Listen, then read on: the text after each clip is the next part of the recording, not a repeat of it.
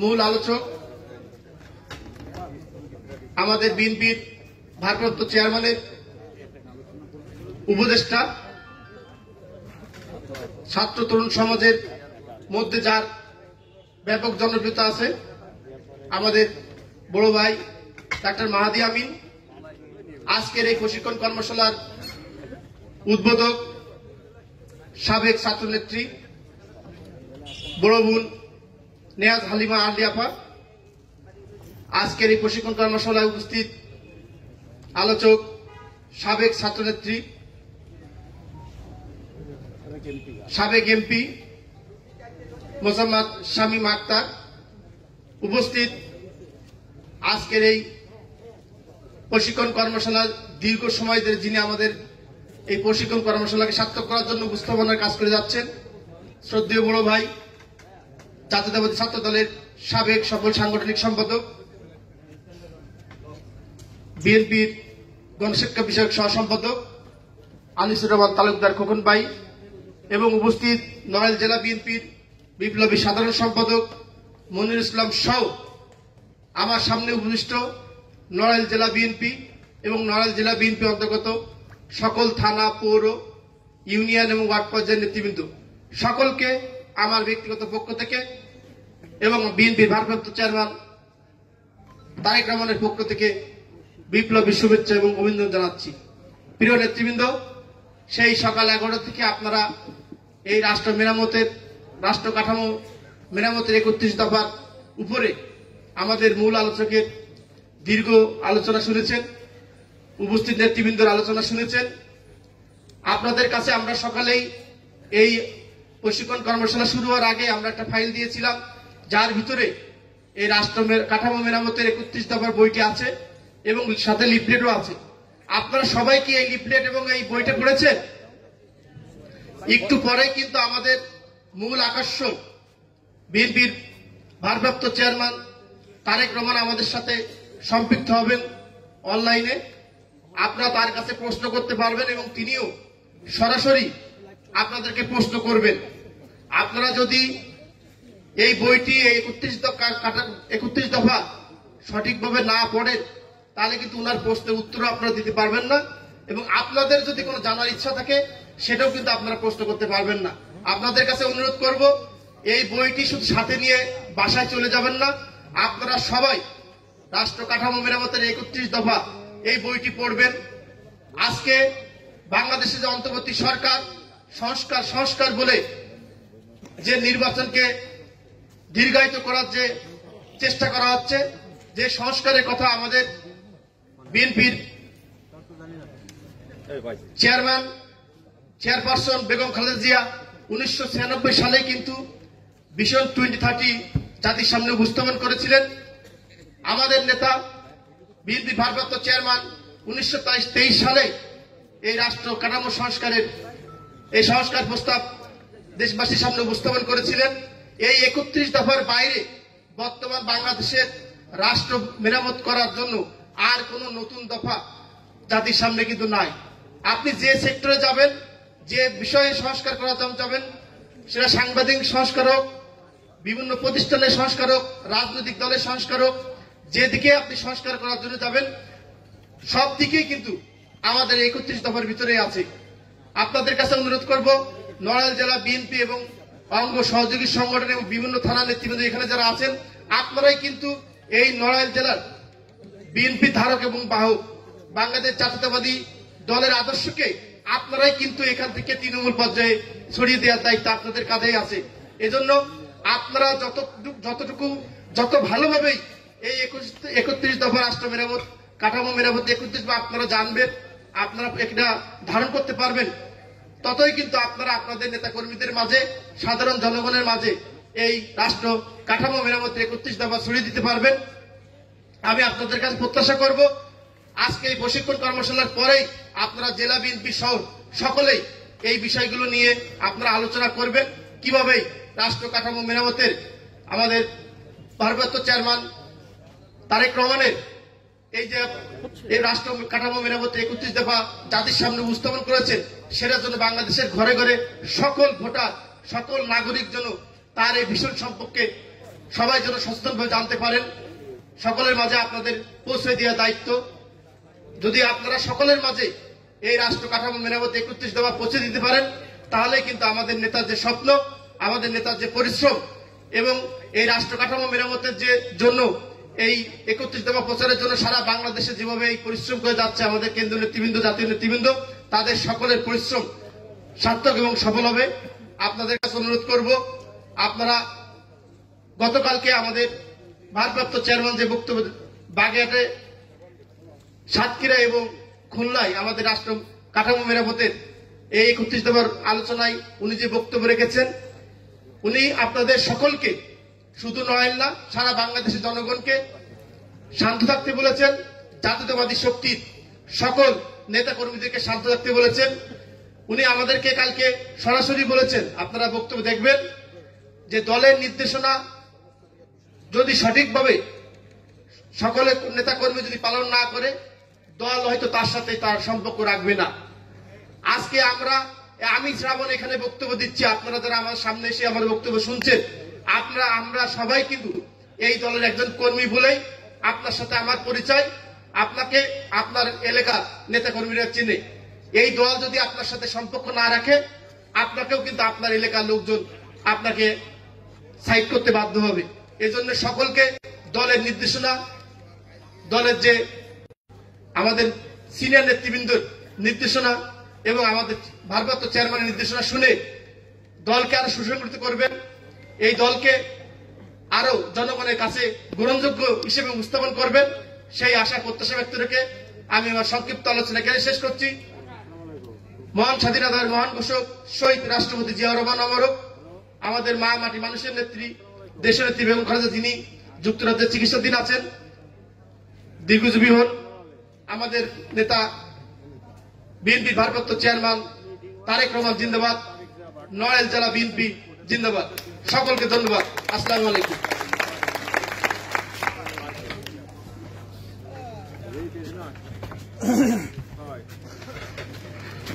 প্রিয় নেতৃবৃন্দ, আমরা কাজী রওনকুল ইসলাম শ্রাবণের কাছ থেকে আমরা অনেক সাংগঠনিক কিছু বক্তব্য ধারণ করলাম। আমরা এখন আলোচনা শুনব বাংলাদেশ জাতীয়তাবাদী ছাত্র দলের সাবেক নেত্রী, সাবেক এমপি, বিএনপি সম্পাদক মণ্ডলীর অন্যতম সদস্য, কারা নির্যাতিত নেত্রী শাম্মী আক্তারের কাছ থেকে এখন আমরা আলোচনা শুনব।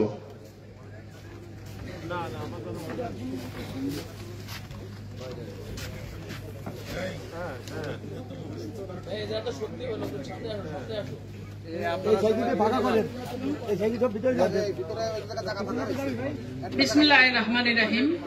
আপনারা কি আমাকে শুনতে পাচ্ছেন? বাংলাদেশ জাতীয়তাবাদী দল নড়াইল জেলা শাখা কর্তৃক আজকের আয়োজিত 31 দফা ও জনসম্পৃক্তি বিষয়ক কর্মশালার আজকের অনুষ্ঠানে সভাপতিত্ব করছেন নড়াইল জেলা বিএনপির সংগ্রামী সভাপতি বিশ্বাস জাহাঙ্গীর আলম।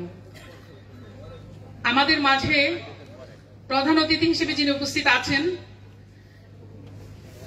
যিনি আমাদের ভারপ্রাপ্ত চেয়ারম্যানের উপদেষ্টা পরিষদের অন্যতম সদস্য, যিনি অনেক সুন্দর করে আজকে আপনাদেরকে 31 দফার উপরে বিশদ আলোচনা করেছেন।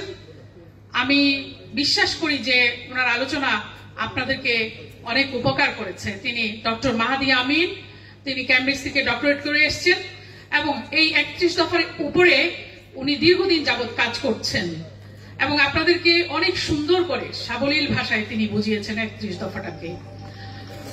আমাদের মাঝে আরো উপস্থিত আছেন যাকে খনি হাসিনার সরকার গুম করেছিল এক সময়। আল্লাহ তাআলার অশেষ রহমতে যে আজকের অনুষ্ঠানে আমাদের সঙ্গে বসে আছে, অনুষ্ঠান সঞ্চালনা করছে সাবেক ছাত্রনেতা, বিএনপির গণশিক্ষা বিষয়ক সহ সম্পাদক আনিসুর রহমান তালুকদার খোকন। আমাদের মাঝে আরো উপস্থিত আছেন ছাত্রদলের এক সময়ের, যিনি সারা বাংলাদেশের ছাত্রদের আইকন হিসেবে পরিচিত ছিলেন, সাবেক সভাপতি ছাত্র দলের, আপনাদের এই এলাকার কৃতি সন্তান কাজী রওনকুল ইসলাম শ্রাবণ। আমাদের মাঝে আরো উপস্থিত আছেন নড়াইল জেলা বিএনপির সাধারণ সম্পাদক মনিরুল ইসলাম, এবং সবশেষে আমি যাকে পরিচয় করিয়ে দিব সে আপনাদের এলাকার সন্তান, তাকে আরো আগে পরিচয় করিয়ে দেওয়া উচিত ছিল, যিনি আমার ছাত্র রাজনীতি আমরা একসঙ্গে করেছি, তিনি আমার বড় বোন, আপনাদের এলাকার মেয়ে অ্যাডভোকেট নেওয়াজ হালিমা আলী, যিনি বিএনপির ত্রাণ ও পুনর্বাসন বিষয়ক সম্পাদক এবং প্রশিক্ষণ কমিটির সদস্য। দুপুরে তো অনেক ভালো খাওয়া দাওয়ার আয়োজন করেছিল নড়াইল জেলা বিএনপি, তা করতালিতে এত আসতে কেন, এত জোরে দেন।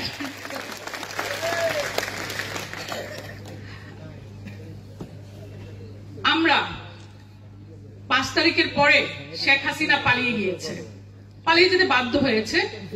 সারা বাংলাদেশের মানুষ 17 বছর ধরে যে লড়াই করছিল ভোটাধিকার ফেরত পাবার জন্য, সেই আন্দোলনের সর্বশেষ রূপ যারা দেয় ছাত্ররা যখন এগিয়ে আসে, ছাত্রদের সামনে রেখে সকল রাজনৈতিক দল সেখানে সম্পৃক্ত হয়ে এবং সকল শ্রেণী পেশার মানুষ সম্পৃক্ত হয়ে আমরা সেই আন্দোলনকে একটি পরিপূর্ণ রূপ দিই, যার ফলে ফ্যাসিস্ট হাসিনা পালিয়ে যেতে বাধ্য হয়েছে।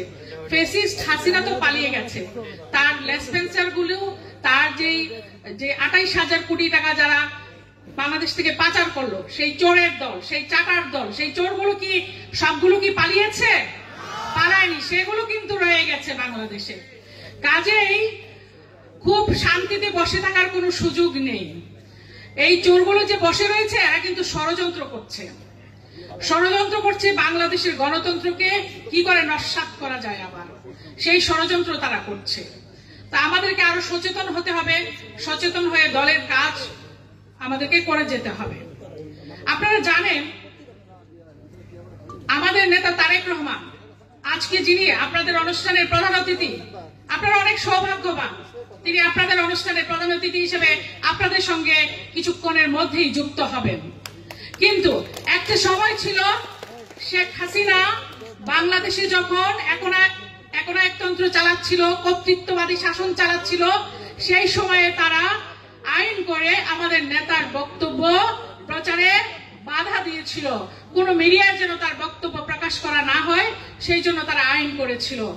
তা আমরা, আমাদের নেতা Tarique Rahman BNP media cell গঠন করলেন, তার মাধ্যমে আজকের যে 31 দফা আপনাদের সামনে এই যে ছোট্ট বইটা নিয়ে আপনারা বসে আছেন, আপনাদের প্রত্যেকের ফোল্ডারে এই বইটি তো নিশ্চয়ই আছে।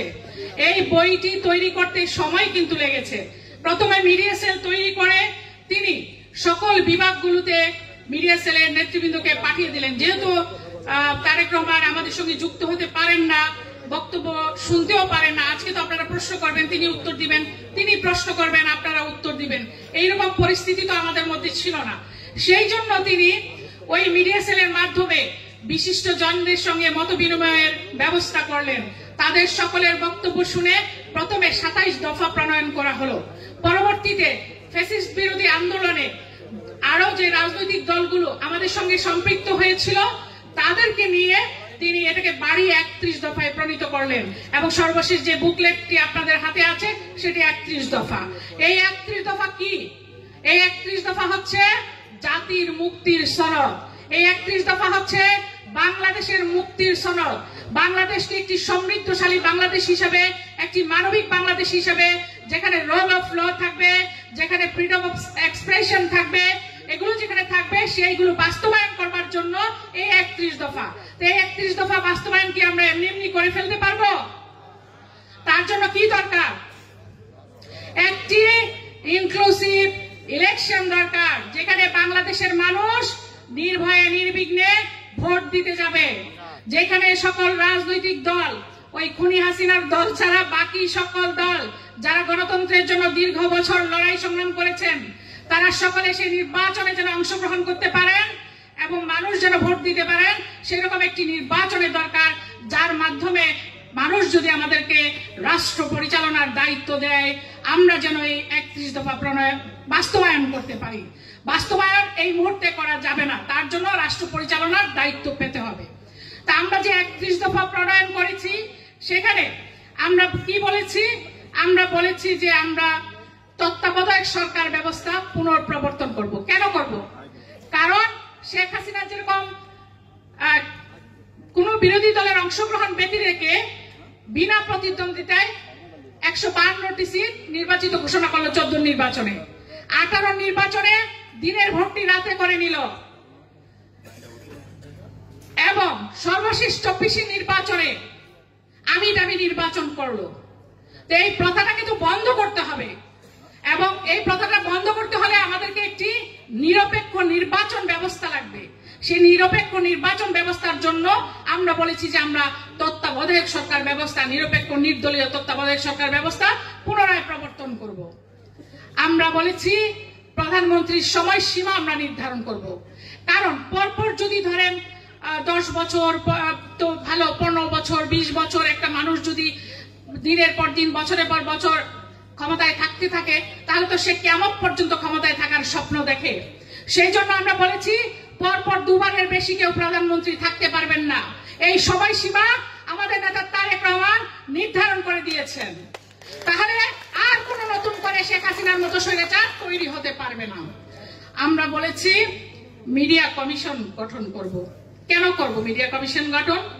শহীদ রাষ্ট্রপতি জিয়াউর রহমান যখন শেখ মুজিব পরবর্তী সময়ে রাষ্ট্র পরিচালনার দায়িত্ব নিলেন, সেই সময়ে শেখ মুজিবুর রহমান যখন বাংলাদেশের গণমাধ্যমের স্বাধীনতা হরণ করলেন, সকল সংবাদপত্র বন্ধ করে দিয়ে মাত্র 4টি সংবাদপত্র খোলা রাখলেন, সকল রাজনৈতিক দল বন্ধ করে দিয়ে বাকশাল কায়েম করলেন।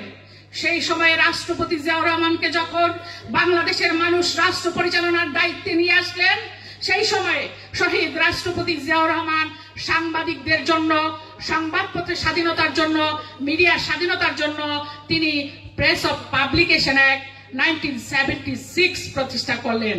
তিনি প্রেস কাউন্সিল প্রতিষ্ঠা করলেন। আজকে যে বাংলাদেশের সাংবাদিকদের সবচেয়ে বৃহৎ যে প্রতিষ্ঠানটি, যেটি হচ্ছে এই যে জাতীয় প্রেস ক্লাব, এটি কে দিয়েছেন আপনারা জানেন?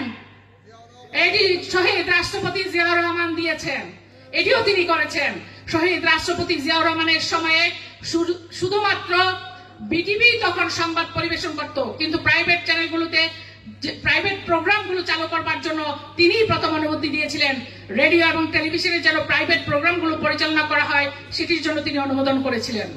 রাষ্ট্রপতি জিয়াউর রহমানের শাহাদাতের পর দেশনেত্রী বেগম খালেদা জিয়া যখন রাষ্ট্র পরিচালনার দায়িত্ব নিলেন, তিনি শহীদ রাষ্ট্রপতি জিয়াউর রহমানের প্রতিষ্ঠিত প্রেস কাউন্সিলকে আরো শক্তিশালী করলেন। তিনি প্রাইভেট চ্যানেলগুলোকে অনুমোদন দিলেন।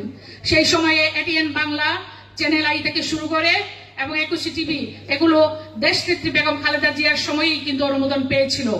দেশনেত্রী বেগম খালেদা জিয়ার সময়ে সাংবাদিকরা সর্বোচ্চ স্বাধীনতা ভোগ করেছেন। 80টি সংবাদপত্র প্রকাশ পেয়েছিল সেই সময়ে এবং সংবাদপত্র সম্পাদনায় বাংলাদেশের সংবাদপত্র অনেক বেশি স্বাধীনতা সেই সময়ে অর্জন করেছিল। সেই জন্য আমরা এই প্রেসের স্বাধীনতাটাকে অনেক বেশি গুরুত্ব দিয়ে আমরা বলেছি আমরা মিডিয়া কমিশন গঠন করব। একজন সাবেক বিচারপতি এবং একজন মিডিয়া ব্যক্তিত্ব যিনি সর্বজন গ্রহণযোগ্য, তাদেরকে নিয়ে আমরা মিডিয়া কমিশন গঠন করব, যাতে করে যেসব সাংবাদিকরা অবিচারের সম্মুখীন হয়েছেন, যারা হত্যার সম্মুখীন হয়েছেন, সেই বিচারগুলো যেন আমরা দ্রুত নিষ্পত্তি করতে পারি এবং সাংবাদিকদের অধিকার প্রতিষ্ঠা করতে পারি। আমরা বলেছি সংসদে উচ্চকক্ষ প্রবর্তন করব। তার মানে আমরা দ্বিকক্ষ বিশিষ্ট পার্লামেন্ট করব। কেন করব? সবাই কি রাজনীতিতে নির্বাচন করতে চায়? দেখবেন যে অনেক শিক্ষাবিদ আছেন, অনেক আইনজ্ঞ আছেন, অনেক চিত্রকর আছেন, অনেক সাংস্কৃতিক ব্যক্তিত্ব আছেন যারা ধরেন নির্বাচনে তারা যেতে চান না, কিন্তু জাতির জন্য তারা কাজ করতে পারেন, তারা অবদান রাখতে পারেন জাতির উন্নয়নের জন্য। সেই সকল মানুষদেরকে পার্লামেন্টে জায়গা করে দেওয়ার জন্য আমাদের নেতা তারেক রহমান বলেছেন যে আমরা সংসদে উচ্চ কক্ষ প্রবর্তন করব। আমরা বলেছি সর্বস্তরে আইনের শাসন প্রতিষ্ঠা করব। গত 17 বছর যেই বনে বাজারে আমাদেরকে থাকতে হয়েছে, যেই মামলার সম্মুখীন আমরা হয়েছি, আমাদের দেশনেত্রী বেগম খালেদা জিয়াকে গ্রেপ্তার করে ওই পুরনো কারাগারে স্বেচ্ছাসেতে অন্ধকার রুমে রেখে যেই নেত্রী আমাদের হেঁটে হেঁটে কারাগারে গেলেন, সেই নেত্রী হুইল চেয়ারে করে বের হয়ে আসলেন। তারা এত নির্যাতন করেছে দেশনেত্রী খালেদা জিয়ার উপরে, এত নিপীড়ন করেছে, তারপরে যখন নেত্রী চিকিৎসা নিতে চাইলেন, বাংলাদেশ জাতীয়তাবাদী দল বারবার দাবি করেছে যে নেত্রী চিকিৎসার ব্যবস্থা করে দেওয়ার জন্য। তারা নেত্রীকে চিকিৎসা পর্যন্ত নিতে দেয়নি। এই যে কাজগুলো তারা করেছে, আপনারা জানেন বৃহত্তর সিলেটের সাংগঠনিক সম্পাদক, সাবেক ছাত্র নেতা, সাবেক এমপি এম ইলিয়াস আলীকে তারা গুম করেছে। এরকম 600-র বেশি নেতা কর্মীকে তারা গুম করেছে। এই অন্যায়, অবিচার, এই গুম খুন এগুলো বন্ধ করবার জন্য আমরা চিন্তা করেছি যে বাংলাদেশে আমাদেরকে আইনের শাসন প্রতিষ্ঠা করতে হবে, সর্বস্তরে মানবাধিকার প্রতিষ্ঠা করতে হবে, যাতে করে আগামী দিনে কেউ আর জুলুমের শিকার না হয়। শহীদ রাষ্ট্রপতি জিয়াউর রহমান যেই উৎপাদনের রাজনীতি শুরু করেছিলেন, যেই বটমলেস বাস্কেটকে তিনি একটি সমৃদ্ধ স্বনির্ভর বাংলাদেশের রূপ দিয়েছিলেন, সেই শহীদ রাষ্ট্রপতি জিয়াউর রহমানের 19 দফার আলোকে, দেশনেত্রী বেগম খালেদা জিয়ার ভিশন 2030-র আলোকে আজকে যে 31 দফা প্রণীত হয়েছে, সেই 31 দফা বাস্তবায়নের জন্য আপনাদেরকেই লাগবে। আপনারাই বাস্তবায়ন করবেন সেই 31 দফা, এবং তার জন্য অতি অবশ্যই আমাদেরকে নির্বাচনে জয়লাভ করতে হবে। আমাদের নেতা তারেক রহমানকে যুক্তরাজ্য থেকে ফিরিয়ে এনে বাংলাদেশের রাষ্ট্র পরিচালনার দায়িত্ব দিতে হবে। আজকে আমি আপনাদেরকে আহ্বান জানাবো, শেখ হাসিনার এত নির্যাতনের উপরে, এত নিপীড়নের পরে, দৌড়ের উপরে থেকে আমাদের নেতা তারেক রহমান এই যে রাষ্ট্র পরিচালনার জন্য, দেশের সমৃদ্ধির জন্য 31 দফা প্রণয়ন করেছেন, তার জন্য তিনি সর্বোচ্চ সম্মানের দাবিদার।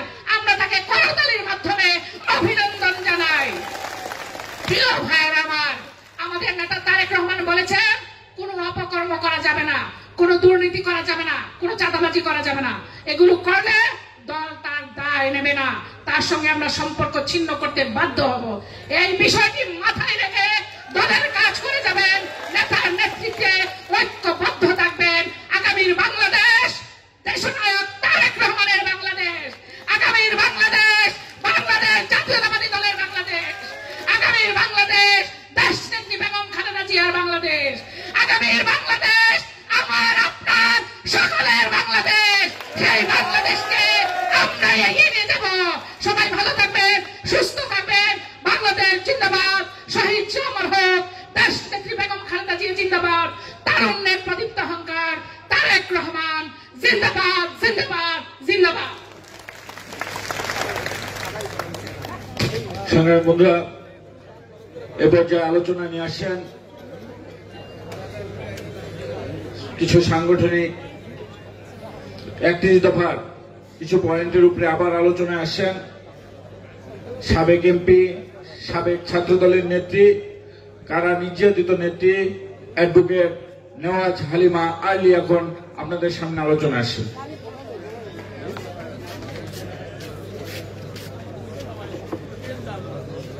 বিসমিল্লাহির রহমানির রহিম।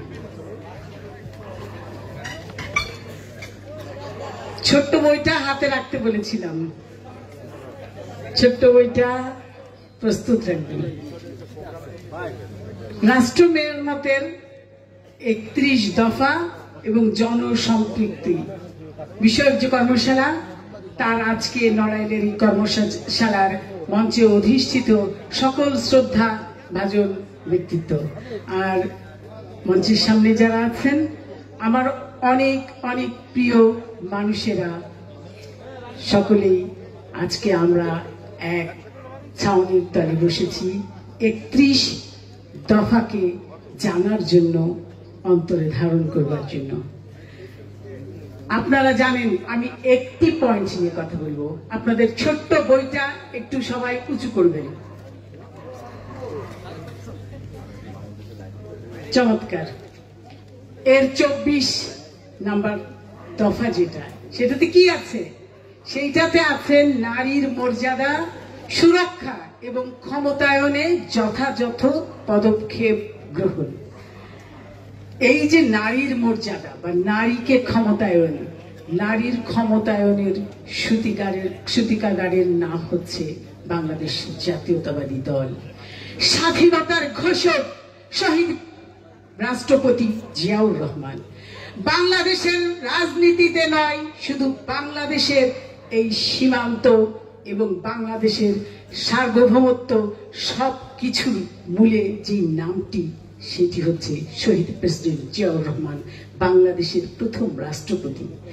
তিনি যখন বাংলাদেশ জাতীয়তাবাদী দলের প্রবক্তা, তিনি যখন এই দল সৃষ্টি করলেন, তার মাত্র 9 দিনের মাথায় যে দলকে বাংলাদেশ জাতীয়তাবাদী দলের অংশী করলেন, তার নাম বাংলাদেশ জাতীয়তাবাদী মহিলা দল।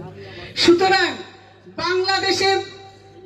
বাংলাদেশের প্রথম সূতিকাগার বাংলাদেশ জাতীয়তাবাদী দল মহিলা দলের ক্ষমতায়নের জন্য। আর কারো এই ব্যাপারটি কোন রাজনৈতিক দলের নয়। আজকে বাংলাদেশে বহু রাজনৈতিক দল বিরাজমান, বহু মানুষ এরপরে রাজনীতি করে আসছে, কিন্তু প্রথম রাজনীতিতে নারীদেরকে রাস্তায় নামার যে ব্যবস্থা, সেটি করেছেন শহীদ প্রেসিডেন্ট জিয়াউর রহমান। বন্ধুরা, অতি সংক্ষেপ, শহীদ জিয়া 1976 সালে বাংলাদেশের প্রত্যেকটা জেলাতে মহিলা সংস্থা গঠন করেন। মহিলা সংস্থার প্রত্যেকটা জেলাতে তার অফিস রয়েছে। 1976 সালের পরে 1978 সালে তিনি নারী ও শিশু বিষয়ক মন্ত্রণালয় করলেন। তিনি আন্তঃফুটবল ক্রীড়াতে নারীকে আনলেন। তিনি বাংলাদেশে প্রথম তিনি রাষ্ট্রদূত তাহমিনা আপাকে নিযুক্ত করলেন। বাংলাদেশকে বিশ্বে পরিচিত করলেন নারীর সংগ্রাম, সম্মান, সমস্ত কিছুর প্রতিষ্ঠা দিয়ে। বাংলাদেশের প্রথম মুক্তিযোদ্ধা নারী আমার জননী, আমার আদর্শের জননী বেগম খালেদা জিয়া। 1981 সালে 30 মে শহীদ জিয়া যেদিন শহীদ হলেন, তারপরে একজন বিধবা তার 2টি সন্তানকে ঘরে রেখে 1982 সালেই রাস্তায় নেমে এলেন এবং তিনি বিএনপির সদস্যপদ গ্রহণ করলেন। 1982 সালের কত তারিখে? জুনে, 3রা জুন। এবং 1984 সালে বেগম জিয়া প্রথম বাংলাদেশ জাতীয়তাবাদী দলের চেয়ারপারসন নির্বাচিত হলেন আমাদের ভালোবাসার মাধ্যমে। এই নারী যখন শহীদ প্রেসিডেন্ট জিয়াউর রহমান শহীদ হয়েছিলেন, সকলেই তাকে সহানুভূতির জায়গা দিতে চেয়েছিলেন। এই নারী প্রথম প্রমাণ করলেন তার নামের সঙ্গে সম্ভ্রম, শ্রদ্ধা, বাংলাদেশের স্বাধীনতা, সার্বভৌম, এই কথাগুলিকে তিনি যুক্ত করে নিলেন। তার 10 বছরের রাজপথে থেকে আমাদের বাংলাদেশের জনগণকে ক্ষমতায়িত করবার জন্য যেই নারী প্রথম রাস্তায় নামলেন, তিনি জেল খাটলেন, তিনি বেগম খালেদা জিয়া। এবং তার ফলশ্রুতিতে আমরা সকলেই জানি 1991 সালের 27 ফেব্রুয়ারি একটি নির্বাচন হয়েছিল। মানুষ ভেবেছিল যে এইবার নির্বাচনে আমরা দেখিয়ে দিব বাংলাদেশ দেশ কাদের দ্বারা সবচেয়ে বেশি ভালো থাকবে, কোন রাজনৈতিক দলের কাছে আমার দেশের স্বাধীনতা, সার্বভৌমত্ব অরক্ষিত থাকবে। তিনি এই নাম বেগম খালেদা জিয়ার। সকলেই বিপুল ভোটে তাকে প্রধানমন্ত্রী করলেন। আরেকটা ইতিহাস নতুন করে যুক্ত হলো। বাংলাদেশ নামক স্বাধীন রাষ্ট্রের প্রথম প্রধানমন্ত্রী একজন রমণী, তিনি আমাদের আদর্শের জননী বেগম খালেদা জিয়া। শুরু হয়ে গেল এই স্বর্ণময়ী নারীর দ্বারা বাংলাদেশের নারীদের ক্ষমতায়ন। তিনি বাংলাদেশের ক্ষমতায়নের, নারীর ক্ষমতায়নের একমাত্র উৎকৃষ্ট উদাহরণ হয়ে ইতিহাসের নাম লেখালেন। তার 1991 সালে প্রধানমন্ত্রী হবার পরে মাত্র মার্চ মাসে 8ই মার্চ তিনি জয়েন করলেন একটি আন্তর্জাতিক প্ল্যাটফর্মে।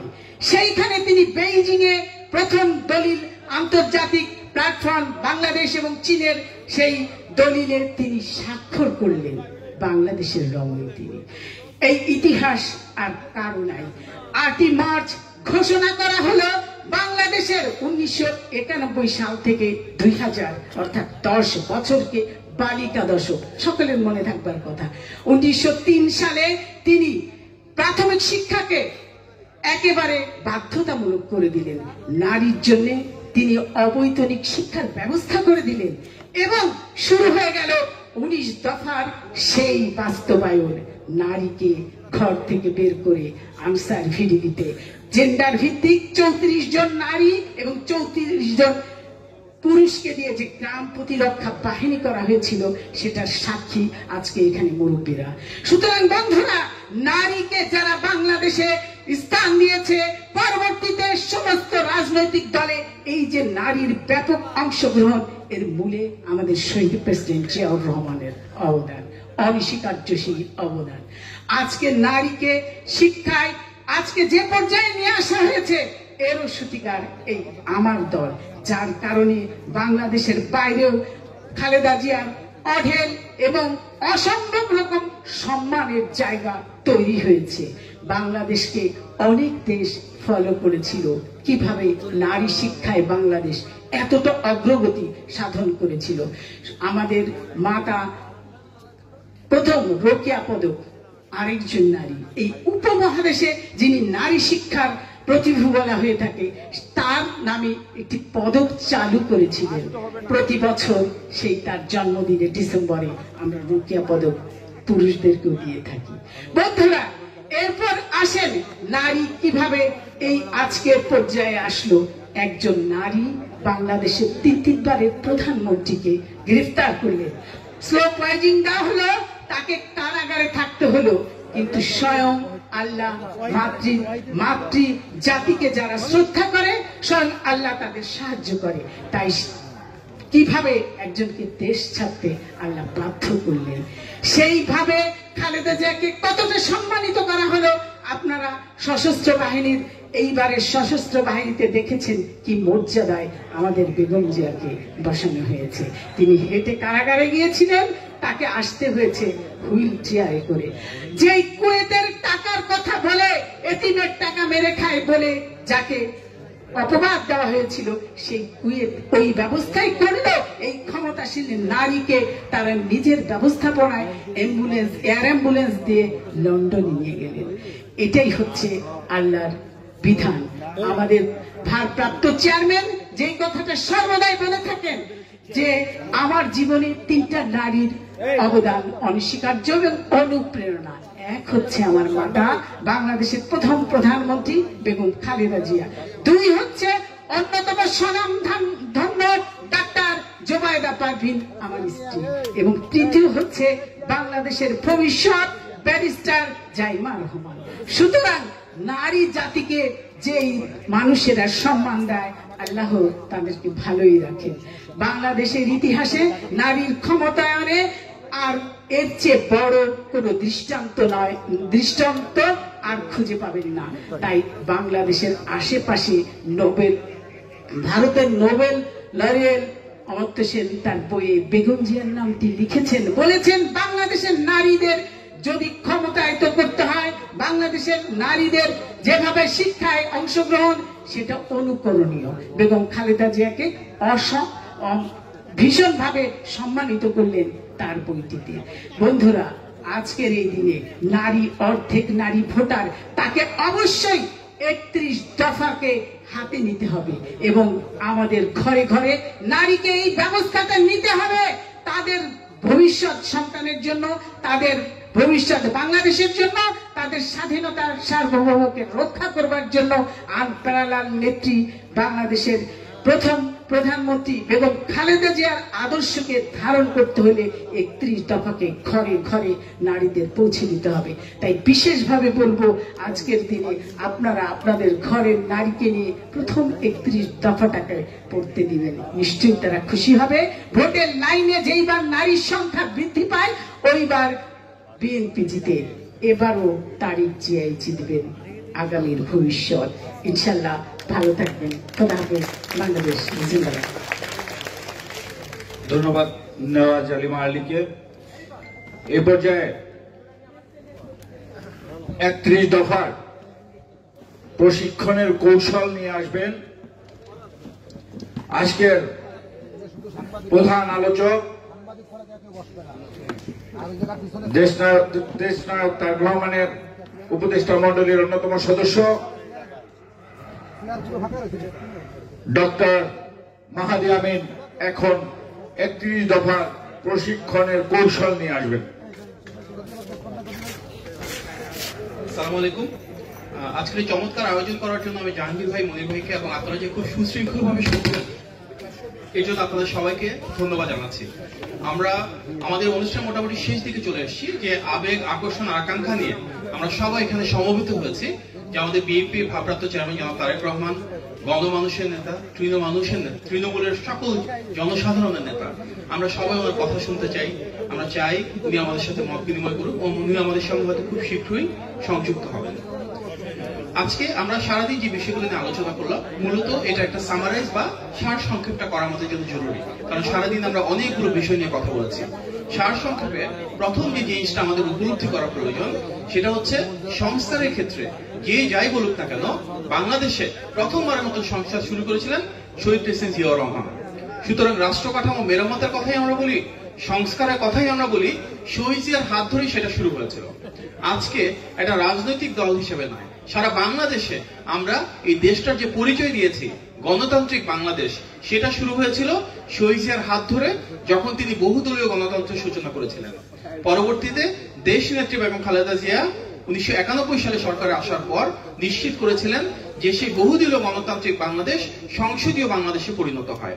সুতরাং এই যে আজকে আমাদের পরিচয়, আমাদের পার্লামেন্টারি সিস্টেম আছে, আমাদের প্রাইম মিনিস্টারিয়াল সিস্টেম আছে, এই পুরোটাই কিন্তু মাল্টিপার্টি ডেমোক্রেসি বা বহুদলীয় গণতন্ত্রের মাধ্যমে বিএনপির দ্বারা এই বাংলাদেশ পেয়েছে। আমরা যে বলি আমরা একটা স্বাধীন দেশ, এই স্বাধীনতাও কিন্তু আমরা পেয়েছি আমাদের স্বাধীনতার ঘোষকের হাত ধরে। আমরা বলি আমরা একটা সার্বভৌম দেশ, আমরা পররাষ্ট্রনীতির ক্ষেত্রে নত জনতাকে প্রশ্রয় দিই না, আমরা বিশ্বের বিভিন্ন দেশের সাথে সুসম্পর্ক ধরে রাখি, যে বিদেশের সবাই আমাদের বন্ধু, কোনো প্রভু নাই। এই যে পররাষ্ট্রনীতি সংস্কার, এটাও বিএনপির হাত ধরে হয়েছে।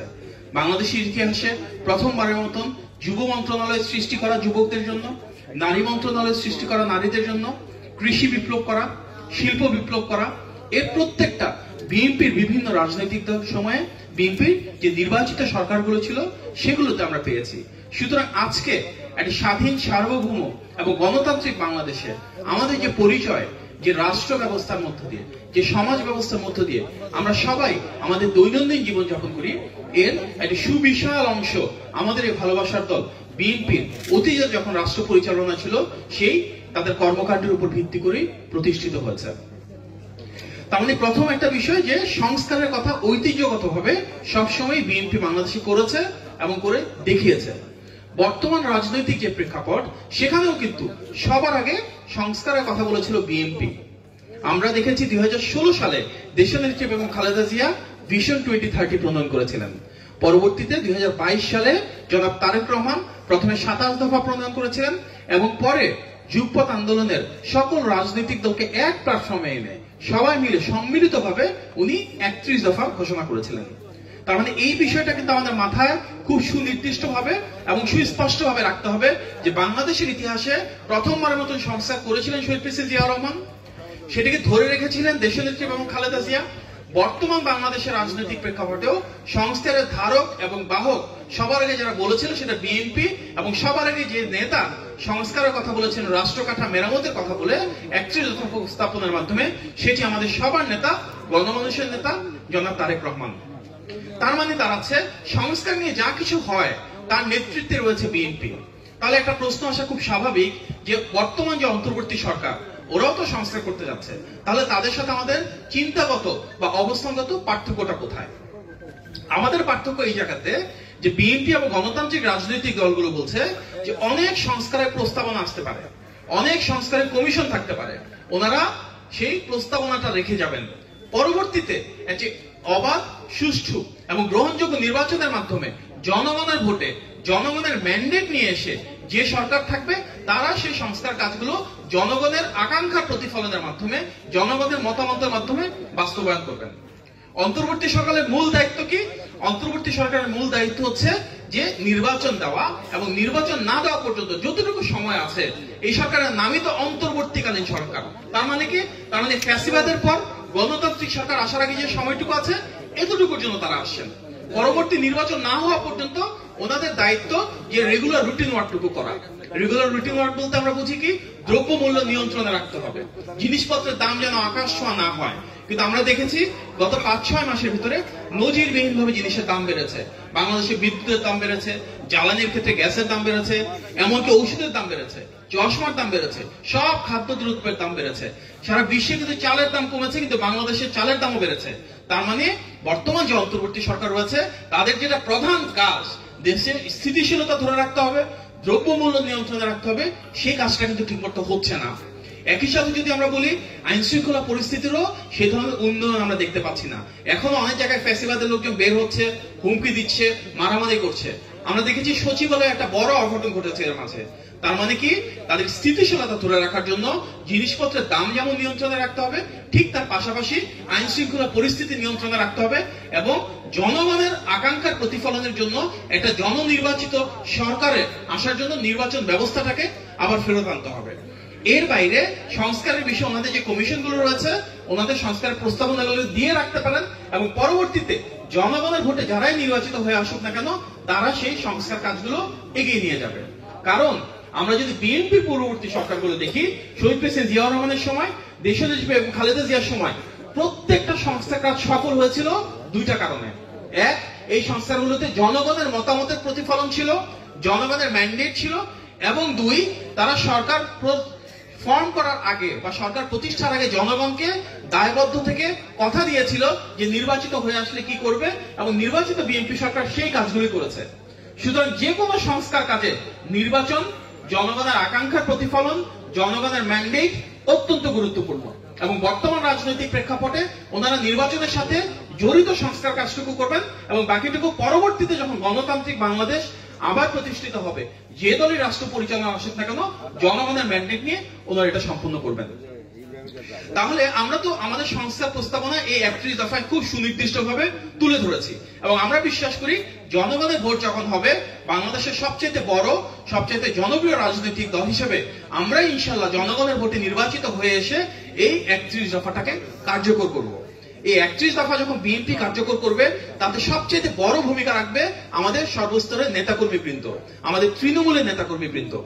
আজকে আমরা যে এখানে কর্মশালা করছি, এই কর্মশালাটা করার একটা উদ্দেশ্য আছে। আমাদের নেতা বিএনপি ভারপ্রাপ্ত চেয়ারম্যান জনাব তারেক রহমান একটা লক্ষ্যকে সামনে রেখে দেশব্যাপী কর্মশালাগুলো শুরু করেছেন। সেই লক্ষ্যটা হচ্ছে এই যে আমরা যেহেতু গণমানুষের দল, আমরা দেখেছি আমরা সবসময় জনগণের সম্পৃক্ততার মাধ্যমে পলিসি দিতে চাই। আমরা বাংলাদেশকে যেভাবে বারবার বিনির্মাণ করেছি বিএনপি থেকে, এবং ভবিষ্যতে যেভাবে নতুন ভাবে ফ্যাসিবাদ পরবর্তী গণতান্ত্রিক বাংলাদেশ গড়ে তুলতে চাইবো, সেখানে সবচেয়ে গুরুত্বপূর্ণ হচ্ছে জনগণের সাথে সম্পৃক্ততা। যার কারণে আমাদের নেতা জনাব তারেক রহমান সবসময় বলেন জনগণের সাথে থাকুন, জনগণকে সাথে রাখুন। আজকে আমরা দেখেছি প্রাথমিকভাবে যেই 31 দফা প্রণয়ন করা হয়েছিল, ফ্যাসিবাদের সেই কঠিন সময়ে স্বাভাবিকভাবেই সব শ্রেণী পেশার মানুষ বা দলের সবার সাথে কনসাল্ট করা, আলোচনা করায় কিছু সীমাবদ্ধতা ছিল। আমরা এই কারণে প্রাথমিকভাবে যে 31 দফা দিয়েছি সেটা কেন্দ্র থেকে বিভাগে যাচ্ছে, বিভাগ থেকে জেলাতে যাচ্ছে, জেলা থেকে উপজেলাতে যাচ্ছে, ইউনিয়ন থানাতে যাচ্ছে, তারপরে ওয়ার্ড পর্যায়ে যাবে, মহল্লায় যাবে, পাড়ায় যাবে। তার মানে কি আমরা উপর থেকে আস্তে আস্তে আমাদের 31 দফা নিয়ে নিচের দিকে নামছি। মূল উদ্দেশ্য কিন্তু এটা না যে আমরা শুধুমাত্র 31 দফাটা সবার সামনে বলে দিব এবং তারপরে ফেরত চলে আসবো, জিনিসটা তা না। মূল উদ্দেশ্য কি? মূল উদ্দেশ্য হচ্ছে একটা আলোচনার প্রেক্ষাপট তৈরি করা। যেহেতু আমরা চাই এই 31 দফার ভিতর সব শ্রেণী পেশার মানুষের চিন্তাধারার পরিপ্রকাশ আসবে, আমাদের লক্ষ্য হচ্ছে এই 31 দফা নিয়ে আমরা মানুষের সাথে যখন আলোচনা করব, এখানে হয়তো ওনাদের অনেক প্রস্তাবনা থাকবে, ওনাদের অনেক পরামর্শ থাকতে পারে। এই পরামর্শগুলো, এই প্রস্তাবনাগুলো আবার আমরা আমাদের দলীয় কাঠামোর ভেতর উপর দিকে নিয়ে আসবো। যখন পাড়া মহল্লায় কথা হবে, সেখান থেকে যে চিন্তাগুলো আছে আমরা আমাদের দলের প্ল্যাটফর্মে সেটা ওয়ার্ড পর্যায়ে কথা বলতে পারি, ওয়ার্ড থেকে প্রয়োজনে থানা বা উপজেলা পর্যায়ে কথা বলতে পারি, পৌর পর্যায়ে কথা বলতে পারি, উপজেলা পর্যায়ে কথা বলতে পারি, সেখান থেকে জেলা পর্যায়ে কথা বলতে পারি, বিভাগ পর্যায়ে কথা বলবো, বিভাগ থেকে আবার এটা কেন্দ্রে চলে যাবে। তার মানে কি 31 দফা উপর থেকে চাপিয়ে দেওয়া কোনো পলিসি হবে না। আমাদের প্রত্যাশা নির্বাচনের আগে যখন আমরা জাতির সামনে আমাদের ম্যানিফেস্টোটা উপস্থাপন করব, অর্থাৎ নির্বাচনী ইশতেহার, যে বিএনপি জনগণের ভোটে নির্বাচিত হয়ে আসলে জনগণের জন্য কি কি কাজ করব, তার আগে আমরা চাই সব শ্রেণী পেশার বাংলাদেশের সকল মানুষের যে চিন্তা, ওনাদের যে সমস্যা, সেই সমাধানের জন্য ওনাদের যে প্রত্যাশা, সেটা আমাদের এখানে চলে আসুক। এর জন্যই কিন্তু আজকে 31 দফা নিয়ে আমরা দেশব্যাপী কর্মশালা করছি। সুতরাং আপনারা যখন ফিল্ডে যাবেন, এমন হতেই পারে কোন একজনের সাথে কথা বলছেন, উনি আপনাদের কোন একটা বিষয়ের সাথে একমত না। সেটা যদি একমত না হয়, তাহলে আমাদের তাদের সাথে রাগারাগি করার বা অসন্তুষ্ট হওয়ার কোনো কারণ নাই। সেই ফিডব্যাকটা আমরা নিয়ে আসবো। এমন হতেই পারে যে 31 দফায় সবকিছু ইনক্লুডেড না। আমরা বলেছি যে 31 দফার আগে কিন্তু ভিশন 2030 ছিল। আমরা যখন 31 দফাটা উপস্থাপন করি, এখানে কিন্তু ভিশন 2030 অনেক কিছু বাদ পড়েছে। যেমন ধরুন, উদাহরণ হিসাবে মাদক কিভাবে আমরা নিয়ন্ত্রণ করব, এটা কিন্তু 31 দফাতে নাই, ভিশন 2030 আছে।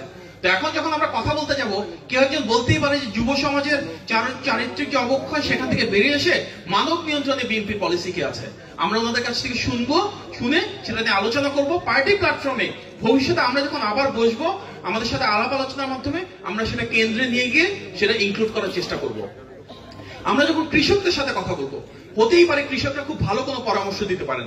অধিকাংশ কৃষক যদি মনে করেন যে না, ওনারা খুব স্বল্প সুদে কিংবা বিনা সুদের ঋণ চান একটা স্বল্প পরিমাণে, এটা হতে পারে। অনেক কৃষক ইতিমধ্যে বলেছেন। তো এটা যদি তাই ঘটে যে অধিকাংশ মানুষ সেটা মনে করে, তাহলে হয়তো আমরা সেটা পরবর্তীতে আমাদের 31 দফাটাকে যখন আপডেট করব, তখন সেটা তাতে সন্নিবেশ করব। এই আলোচনার মূল উদ্দেশ্য 31 দফা নির্বাচনের আগে আমাদের কোনো ফাইনাল প্রোডাক্ট বা শেষ হওয়া জিনিস না। এটাতে সংযোজন হবে, বিয়োজন হবে, এটার ভিতরে পরিবর্তন আসবে, পরিবর্তন হবে, সামগ্রিকভাবে একটা নতুন কিছু নিয়ে আমরা আসবো নির্বাচনের আগে। সুতরাং 31 দফা হচ্ছে আমাদের প্রাইমারি প্রোডাক্ট, অর্থাৎ প্রাথমিকভাবে আলোচনার বিষয়বস্তু, যেটা সব মানুষের মতামতের ভিত্তিতে আরো পরিবর্তিত হবে, আরো দীর্ঘায়িত হবে।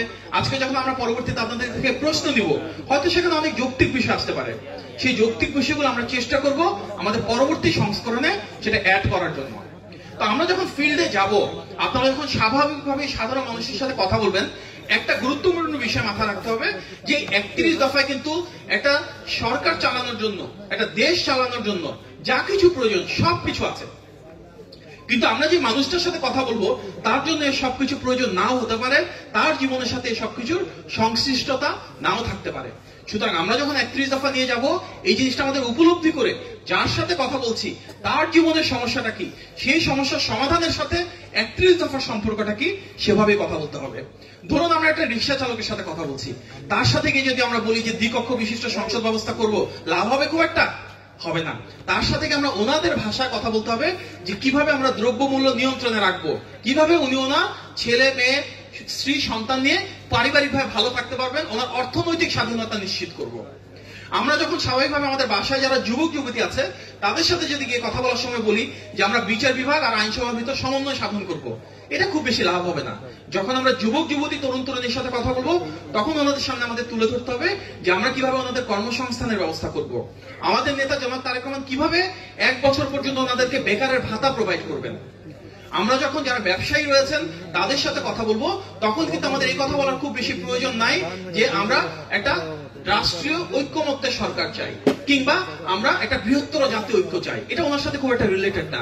সেই ব্যবসায়ের সাথে বেশি রিলেটেড আমরা কিভাবে ওনার ব্যবসার প্রসার ঘটাবো, কিভাবে কর্মসংস্থান তৈরির জন্য ওনাকে আমরা পলিসি দিব, কিভাবে আমরা ওনাকে লোনের ব্যবস্থা করে দিব, কিভাবে ওনাকে ব্যবসার জন্য আমরা জমির ব্যবস্থা করে দিব। যারা কৃষিবিদ রয়েছেন, সেই কৃষিবিদের ওখানে গিয়ে যদি আমরা আলাপ আলোচনা করি যে বিচার বিভাগ আর নির্বাহী বিভাগের ভিতর ক্ষমতার ভারসাম্য কিভাবে আনবো, তাহলে কিন্তু লাভ হবে না। সেই কৃষিবিদের সাথে আমাদের কথা বলতে হবে কিভাবে আমরা ইউনিয়ন পর্যায়ে পারচেজ সেন্টার প্রতিষ্ঠার মাধ্যমে নিশ্চিত করব যে কৃষকের লস হবে না এবং রাষ্ট্রীয়ভাবে কৃষক তার লাভটা খুঁজে পাবেন। তেমনি অনেক ছিন্নমূল মানুষ আছে যার মাথা গুঁজবার কোনো ঠাঁই নাই। তৃণমূলের সে মানুষ যার বসত বাড়ির প্রয়োজন, যার আবাসনের প্রয়োজন, যার জন্য আমাদের নেতা জনাব তারেক রহমান বলেছেন বাংলাদেশের সকল মানুষের জন্য উনি পর্যায়ক্রমে গৃহায়নের ব্যবস্থা করবে। ওনার সাথে গিয়ে যদি আমরা আলাপ আলোচনা করি যে কিভাবে আমরা আইটির ব্যবহারের মাধ্যমে ডিজিটাল বাংলাদেশ থেকে সত্যিকার অর্থে পেপাল ব্যবহার করব, কিভাবে আমরা ফ্রিল্যান্সিং এর কাজ করব, সেখানেও কিন্তু কোনো লাভ হবে না। তার মানে এটা আমাদের নিশ্চিত করতে হবে আমরা যখন যার সাথে কথা বলছি তার ভাষায় তার সমস্যা উপলব্ধি করে তার সমাধান দেওয়ার জন্য 31 দফাটাই কিভাবে ব্যবহার করা সম্ভব হবে। 31 দফা নিয়ে এই যে আমরা যাচ্ছি সব জায়গায়, আমাদের কথাবার্তা সবসময় একটা জিনিস মনে রাখতে হবে যে এটা সমাজের প্রত্যেকটা শ্রেণীর প্রত্যেকটা মানুষের টার্গেট করে করা হয়েছে, কিন্তু প্রত্যেকটা শ্রেণী বা মানুষের জন্য সবকিছু অ্যাপ্লিকেবল না বা সবকিছু প্রযোজ্য না। হতেই পারে 31 দফার ভিতর 5টা দফা কারোর সাথে জড়িত, তার সাথে আমাদের এই 5টা দফা নিয়ে কথা বলতে হবে। কারোর সাথে 3টা দফা জড়িত, তার সাথে সেটা নিয়ে কথা বলবো। কারোর সাথে তো একটা দফাই জড়িত, তার আর কোনো কিছু নিয়ে কোনো চিন্তা নাই, তার সাথে আমরা সেটা নিয়ে কথা বলবো। তো প্রিয় নেতৃবৃন্দ, আজকে আমরা যে এখানে এসেছি, আমাদের কর্মশালা তাহলে মূল উদ্দেশ্য কি? মূল উদ্দেশ্য হচ্ছে 31 দফাটাকে কেন্দ্র থেকে ধাপে ধাপে তৃণমূলে নিয়ে যাওয়া, তৃণমূলের সাথে আলাপ আলোচনার মাধ্যমে, ওনাদের পরামর্শের মাধ্যমে 31 দফাটাকে সংযোজন বিয়োজন পরিবর্তনের মাধ্যমে আরো পরিশীলিত করে গড়ে তোলা। বাস্তবতা হচ্ছে, আমরা যে নেতার আদর্শিক রাজনীতি করি, শহীদ প্রেসিডেন্ট জিয়াউর রহমান, উনি কখনোই ঢাকা ভিত্তিক রাজনীতি করেননি। উনি সবসময় তৃণমূলে ছুটে গিয়েছেন। আমরা দেখেছি কোদার হাতে উনি কিভাবে খাল খননে নেমে গিয়েছেন। আমরা দেখেছি কিভাবে উনি ডাস্টার করে নিজে চক দিয়ে স্কুলে গিয়ে পড়াশোনা করেছেন শিশুদেরকে। সে আদর্শকে ধারণ করি কিন্তু আমাদের নেতা, তৃণমূলের নেতা জনাব তারেক রহমান সবসময় বাংলাদেশে তৃণমূলে ছুটে গিয়েছেন। উনি যখন বাংলাদেশে ছিলেন, দেশের এমন একটি জেলা নাই, এমন একটি উপজেলা নাই যেখানে উনি ছুটে যাননি। উনি সবসময় সাধারণ মানুষের পাশে গিয়ে মৎস্যজীবী বলুন, কৃষিজীবী বলুন, প্রান্তিক পর্যায়ে দিনমজুর বলুন, তাদের পাশে গিয়ে দাঁড়িয়েছেন, তাদের কষ্টগুলো উপলব্ধি করার চেষ্টা করেছেন, সরকার ব্যবস্থার মাধ্যমে, রাষ্ট্র ব্যবস্থার মাধ্যমে সেগুলোকে সমাধানের চেষ্টা করেছেন। আজকে বিভিন্ন বাস্তবতায় চিকিৎসার কারণে ওনাকে দেশের বাইরে যেতে হচ্ছে। আজও উনি নির্বাসনে রয়েছেন। উনি নেই বলেই কিন্তু উনি ওখানে আস্থা এবং বিশ্বাসের মাধ্যমে আমাদের সবার উপর সে দায়িত্ব অর্পণ করেছেন যে ওনার প্রতিনিধি হিসেবে আমরা যেন তৃণমূল গিয়ে, উনি এই কাজটা এককভাবে করেছেন, আমরা সবাই মিলে আমাদের 31 দফাটা তাদের কাছে ছড়িয়ে দিব এবং তৃণমূলের প্রত্যাশা ইনশাআল্লাহ বিএনপির পরবর্তী যে নীতিমালা রয়েছে তার মাধ্যমে প্রাপ্তি নিশ্চিত করব। আমরা কি পারবো ভাই বোনেরা এটা? আলহামদুলিল্লাহ। তার মানে ওনাদের যে আস্থা আমাদের উপর দিয়েছেন, আমাদের সবার দায়িত্ব জনগণের সাথে সম্পৃক্ততা বাড়িয়ে আমাদের সবার নেতা, তৃণমূলের নেতা জনাব তারেক রহমান যেটা চান, সেভাবে এমন একটি বাংলাদেশ গড়ে তুলতে যার ভিত্তি হবে জনগণের সম্পৃক্ততা, যার ভিত্তি হবে গণমানুষের সমস্যার সমাধান। এবং সেটা আমরা তখনই করতে পারবো যখন আমরা সবাই এক হয়ে একযোগে নির্বাচিত সরকার ব্যবস্থায় আমাদের 31 দফা প্রণয়নের মাধ্যমে আবারও আমাদের এই প্রিয় বাংলাদেশকে একটি গণতান্ত্রিক, স্বাধীন এবং সার্বভৌম বাংলাদেশে রূপান্তরিত করতে পারবো, ঠিক যেভাবে শহীদ প্রেসিডেন্ট জিয়াউর রহমান করেছিলেন, দেশনেত্রী বেগম খালেদা জিয়া করেছিলেন, এবং গণতান্ত্রিক বাংলাদেশে আমাদের সবার নেতা জনাব তারেক রহমান অবশ্যই করবেন ইনশাআল্লাহ। আপনাদের সবাইকে ধন্যবাদ। আমাদের 31 দফার প্রারম্ভিক আলোচনা শেষ হয়েছে এবং এরপর আমাদের সাথে যখন আমাদের নেতা জনাব তারেক রহমান যোগদান করবেন, তখন আপনারা যে কোনো প্রশ্ন করতে পারেন। এখন থেকে আপনারা প্রশ্ন করবেন আমাদেরকে। তবে একটা বিষয় মাথায় রাখতে হবে, আজকের এটা কিন্তু একটা কর্মশালা, এটা কোনো দলীয় সাংগঠনিক মিটিং না। আপনাদের কাছে আমাদের বিনীত আবেদন, আপনারা কোনো সাংগঠনিক প্রশ্ন করবেন না। 31 দফার ভেতরে যে ধরনের প্রশ্ন আপনাদের থাকতে পারে, সেখানে হয়তো বা আরো কোনো কিছু অ্যাড করা যেতে পারে, সংযোজনের জন্য আপনাদের কোনো পরামর্শ থাকতে পারে, কোনো প্রস্তাবনা থাকতে পারে। সুতরাং 31 দফা কেন্দ্রিক এবং জনগণের ভোটে নির্বাচিত বিএনপি সরকার বাংলাদেশের উন্নয়নের জন্য, বাংলাদেশকে একটি কল্যাণকর রাষ্ট্র হিসাবে বিনির্মাণের জন্য, একটি মেধাভিত্তিক এবং বৈষম্যহীন বাংলাদেশ তৈরি করবার জন্য আপনাদের যদি কোনো সুপরামর্শ থাকে, কোনো সুচিন্তিত মতামত থাকে, সেটা আমাদের সাথে শেয়ার করবেন এবং আমাদের সাথে যখন আমাদের ভারপ্রাপ্ত চেয়ারম্যান মহোদয় যোগ হবেন, উনিও আপনাদের প্রশ্নের উত্তর দিবেন এবং প্রয়োজন মনে করলে আপনাদেরকে প্রশ্ন করতেও পারেন। আপনাদের সবাইকে ধন্যবাদ। আসসালামু আলাইকুম। প্রিয় নেতৃবৃন্দ, আমাদের প্রধান আলোচক ডক্টর মাহাদি আমিনের কাছে আপনারা ওনার বক্তব্য থেকে 31 দফার উপরে যেটুকু আপনারা ধারণ করলেন, আপনারা সে বিষয়ে আপনারা জুয়েল বারোই ওইখান থেকে মাইক নাও, মাইক নিয়ে তুমি মাঝখানে যাও। আমাদের ডক্টর মাহাদি আমিনের কাছে আপনারা প্রশ্ন রাখতে পারেন। এই প্রশ্ন পর্বের ভিতরে আমাদের চেয়ারম্যান মহোদয় যে কোনো সময় যুক্ত হয়ে যাবে আমাদের মধ্যে। আমরা ওনার নামটা ঘোষণা করব, আপনারা করতালি দিবেন। আপনারা করতালি দিয়ে কেউ দাঁড়িয়ে থাকবেন না, দয়া করে দাঁড়িয়ে করতালি দিবেন। উনি বসবে, আপনারা সাথে সাথে বসে পড়বেন, সময় নষ্ট করবেন না। আমাদের যেন মাইকে বলতে না হয় বসেন বসেন, এই কথাটা যেন বলতে না হয়, দয়া করে আপনারা আমাদের এই প্রশ্ন উত্তর পর্বের ভিতরে উনি যে কোনো সময় চলে আসবে, আপনারা স্ক্রিনে ওনার ছবি দেখতে পাবেন। আমরা একটি সুশৃঙ্খল প্রোগ্রাম চাই। আর চেয়ারম্যান সাহেব যুক্ত হওয়ার পরে দয়া করে কেউ উঠবেন না। যদি কারো কোনো জরুরি কিছু থাকে আপনারা এখন উঠতে পারেন, কিন্তু তখন উঠবেন না।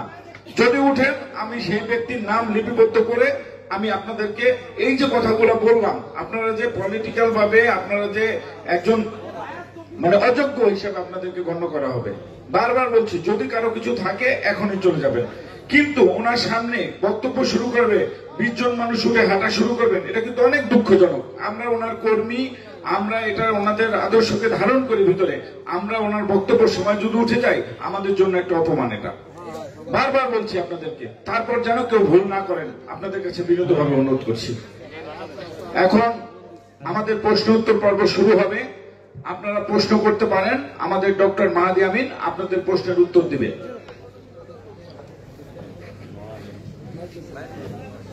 বিসমিল্লাহির রহমানির রহিম।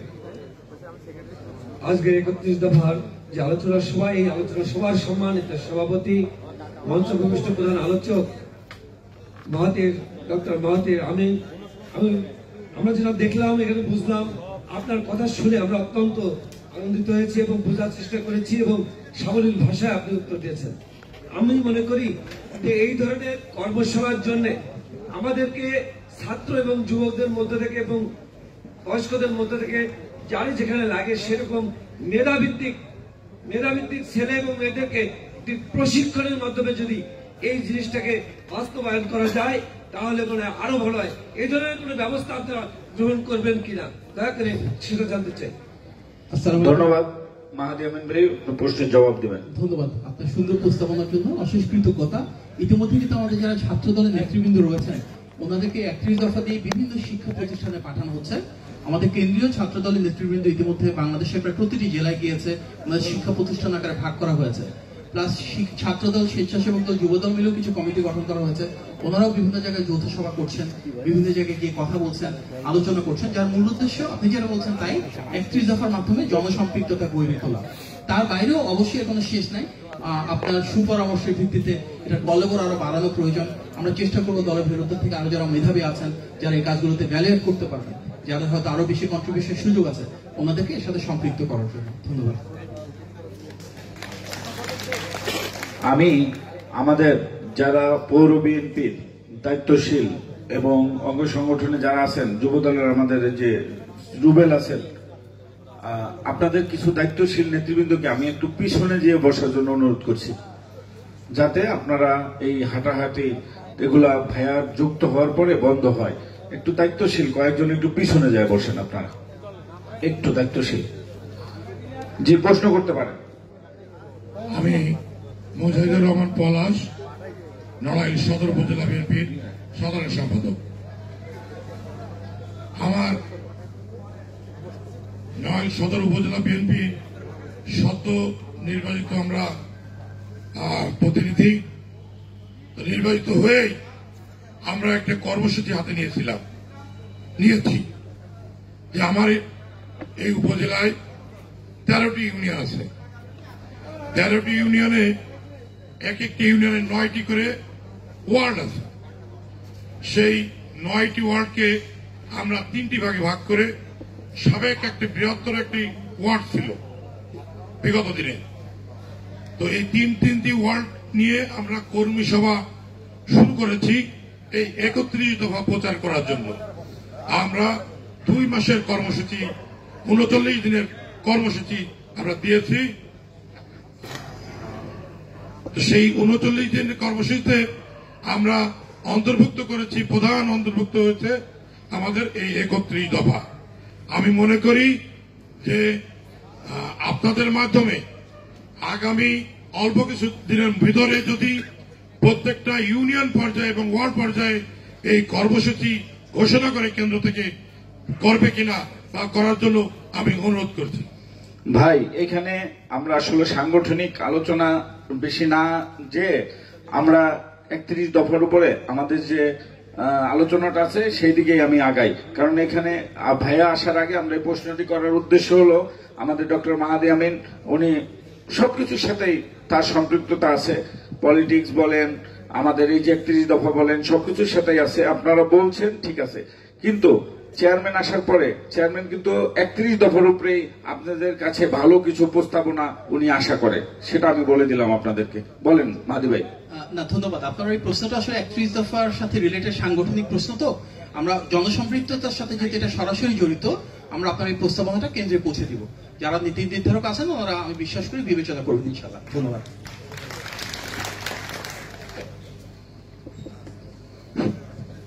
অনেক সময় ঐতিহ্যমান মিলু, সাধারণ সম্পাদক কালিয়া উপজেলা বিএনপি। আজকে যে 31 দফা, এটা সময় উপযোগী। যে কথা ইতিমধ্যে আমাদের প্রধান অতিথি বলেছেন, এই সংস্কার শহীদ রাষ্ট্রপতি জিয়াউর রহমান শুরু করেছেন। বহুদলীয় গণতন্ত্র পুনর্বর্তনের মাধ্যমে এরপরে আমাদের দেশনেত্রী বেগম খালেদা জিয়া তিনি সংসদীয় গণতন্ত্র পুনঃপ্রতিষ্ঠার মাধ্যমে উনি অনেক সংস্কার শুরু করেছেন। এই সংস্কার চলমান প্রক্রিয়া। ইতিমধ্যে 23 সালে আমাদের ভারপ্রাপ্ত চেয়ারম্যান উনি সংস্কার বিষয়টা উপলব্ধি করেই এই রাষ্ট্র সংস্কারের জন্য এই যে আমাদের 31 দফা প্রণয়ন করেছেন, এটা যুগোপযোগী।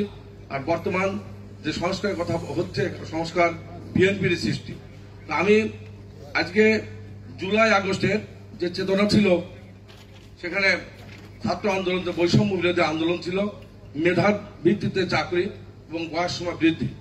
এ বিষয়টি আমাদের 31 দফার ভিতর অন্তর্ভুক্ত করা যায় কিনা, এ বিষয়ে আজকে আপনার কাছে প্রশ্ন। আমরা তো কথা বললাম মেধাভিত্তিক বাংলাদেশ তৈরি করার জন্য। মাহাদি ভাই বলেন। তো মেধাভিত্তিক বাংলাদেশ তৈরি করার জন্য, বৈষম্যহীন বাংলাদেশ তৈরির জন্য আমরা যতগুলো পলিসির কথা বলছি, এগুলো তো সেটা লক্ষ্য। একটু পরে দাও সুজন, একটু পরে দাও। আর চাকরির ক্ষেত্রে বয়স বাড়ানো, ইতিমধ্যে এটা আমাদের 31 দফাতে আছে। ধন্যবাদ। আমি বোনদের বলবো, আমি মা বোনদের বলবো, আপনাদেরকে একটু বলতে হবে এখান থেকে একজনকে, যে 31 দফার ভিতরে নারীদের সবচাইতে কোন পয়েন্টে, নারীদেরকে কোন বিষয়ে আর 31 দফায় গুরুত্ব দেওয়া হয়েছে, সে কথাটা একজন নারী বোনকে বলতে হবে। আপনারা তাইলে মনে করবো অন্তত ওই পয়েন্টটি আপনারা পড়েছেন। একজন বলেন, কি বললেন আপনারা, কি সুযোগ দিল আপনাদেরকে এই 31 দফায়?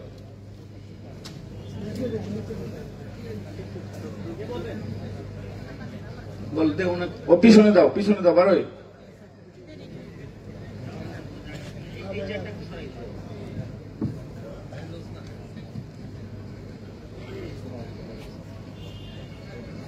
আমাদের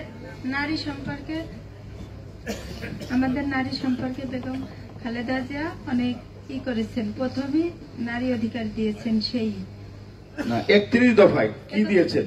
সবচাইতে গুরুত্বপূর্ণ কোনটি? নারী অধিকার। না, আপনি বলতে পারলেন না। 31 দফায় নারীদের জন্য সবচাইতে সম্মানের হচ্ছে এখানে একটি ফ্যামিলি কার্ড দিবেন। সেই ফ্যামিলি কার্ডটা হবে সেই পরিবারের রেশন কার্ড দিবেন। হেলথ কার্ড নারীদেরকে দেওয়া হবে। ওই বৃদ্ধ মহিলা যে প্রধান ফ্যামিলিতে, তাকেই দেওয়া হবে। হ্যাঁ, আমি বলছি এই যে নারীদের জন্য এটা একটি, এই 31 দফায় ভালো একটি সংবাদ আপনাদের জন্য, এটা একটি সম্মানের, সেই কথাটি বলছি। এবার একজন যুবকদের বলতে হবে, যুবক যারা আছেন, বেকার যুবকদের বলতে হবে আপনাদের জন্য কি দেখা আছে 31 দফায়।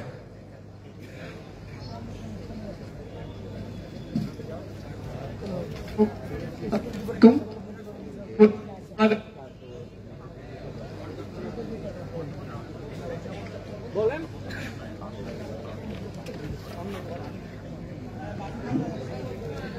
হ্যালো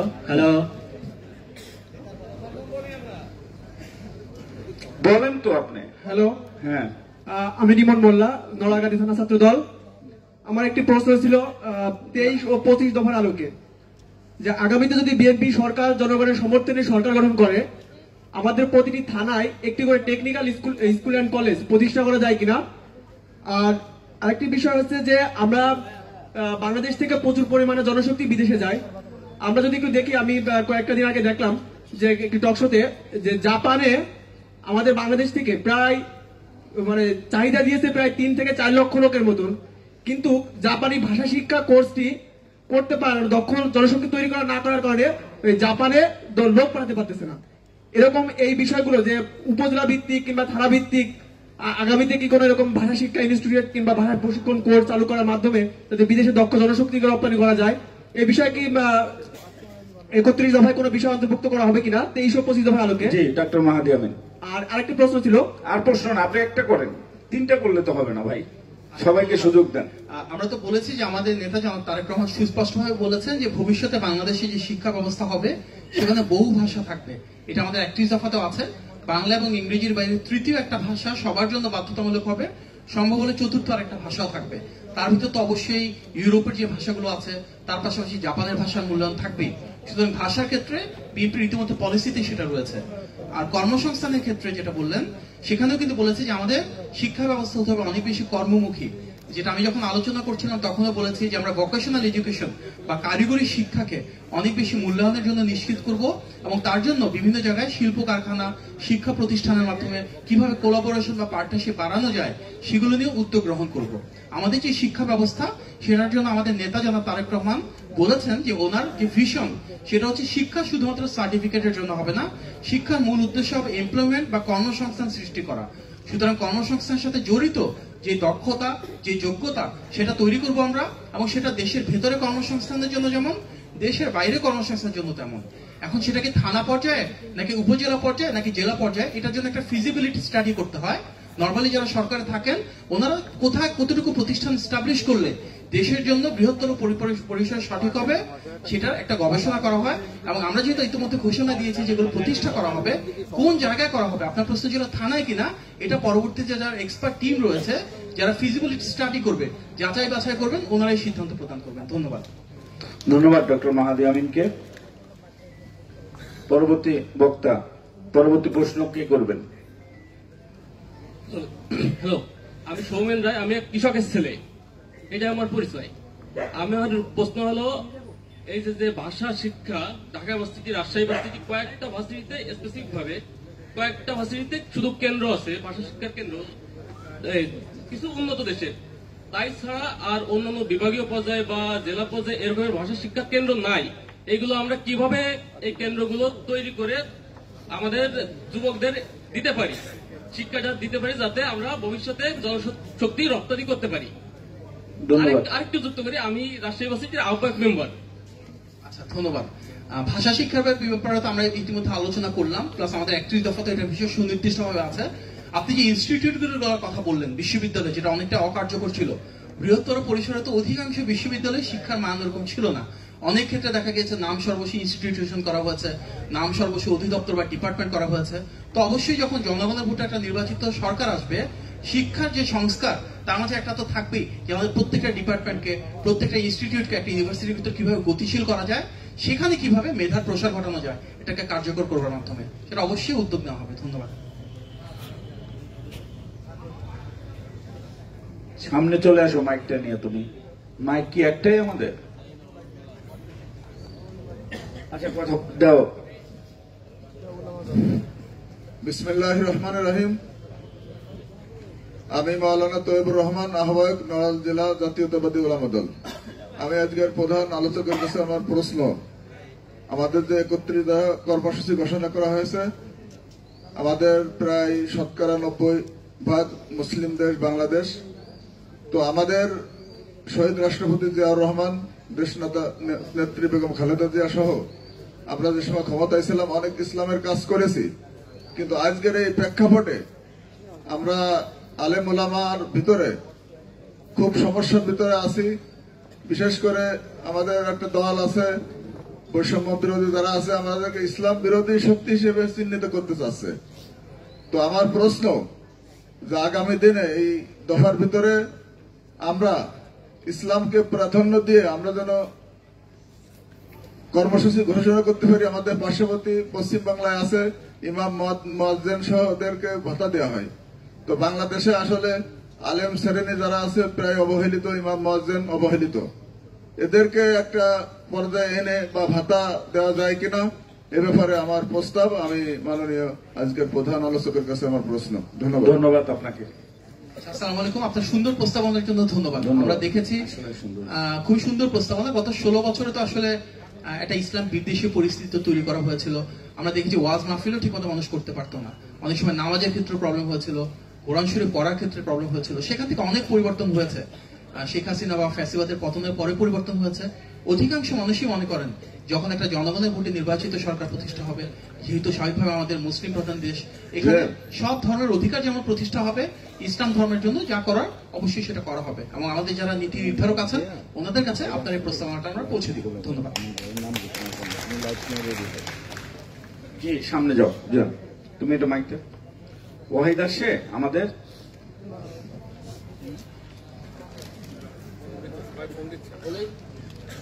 বলেন। আমি মোহাম্মদ তেলায়েত হোসেন বাবু, নবনির্বাচিত নড়াইল পৌর বিএনপির সভাপতি।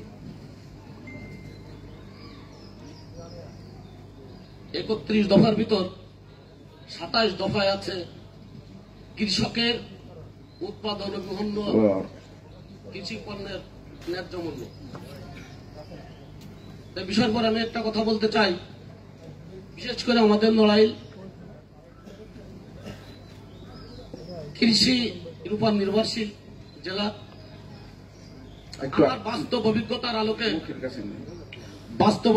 আলোকে আমি দু একটি কথা বলবো মাহাদি ভাইকে।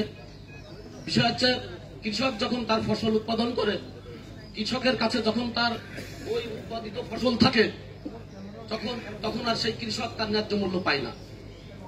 কৃষক যখন ধান উৎপাদন করে তখন ধানের মূল্য 700-800 টাকা, একটু মুখের কাছে নিয়ে। আর এখন ধানের মূল্য, এখন কৃষকের কেউর কাছে ধান নাই, ধানের মূল্য পেলাম এখন 1500, 1600, 1700 টাকা মোটা ধানের দাম। আজকে কৃষকের ঘরে যখন পাট থাকে, পাটের দাম 1400, 1500, 1600 টাকা। কৃষকের কাছ থেকে যখন এই পাট চলে গেছে, তখন পাটের দাম 4000, 3500, 3000 টাকা। আজকে এখন সবজির সিজন, এই সবজি যখন কৃষক উৎপাদন করে, অনেক টাকা অনেক কষ্ট করে তারা এই সবজি উৎপাদন করে।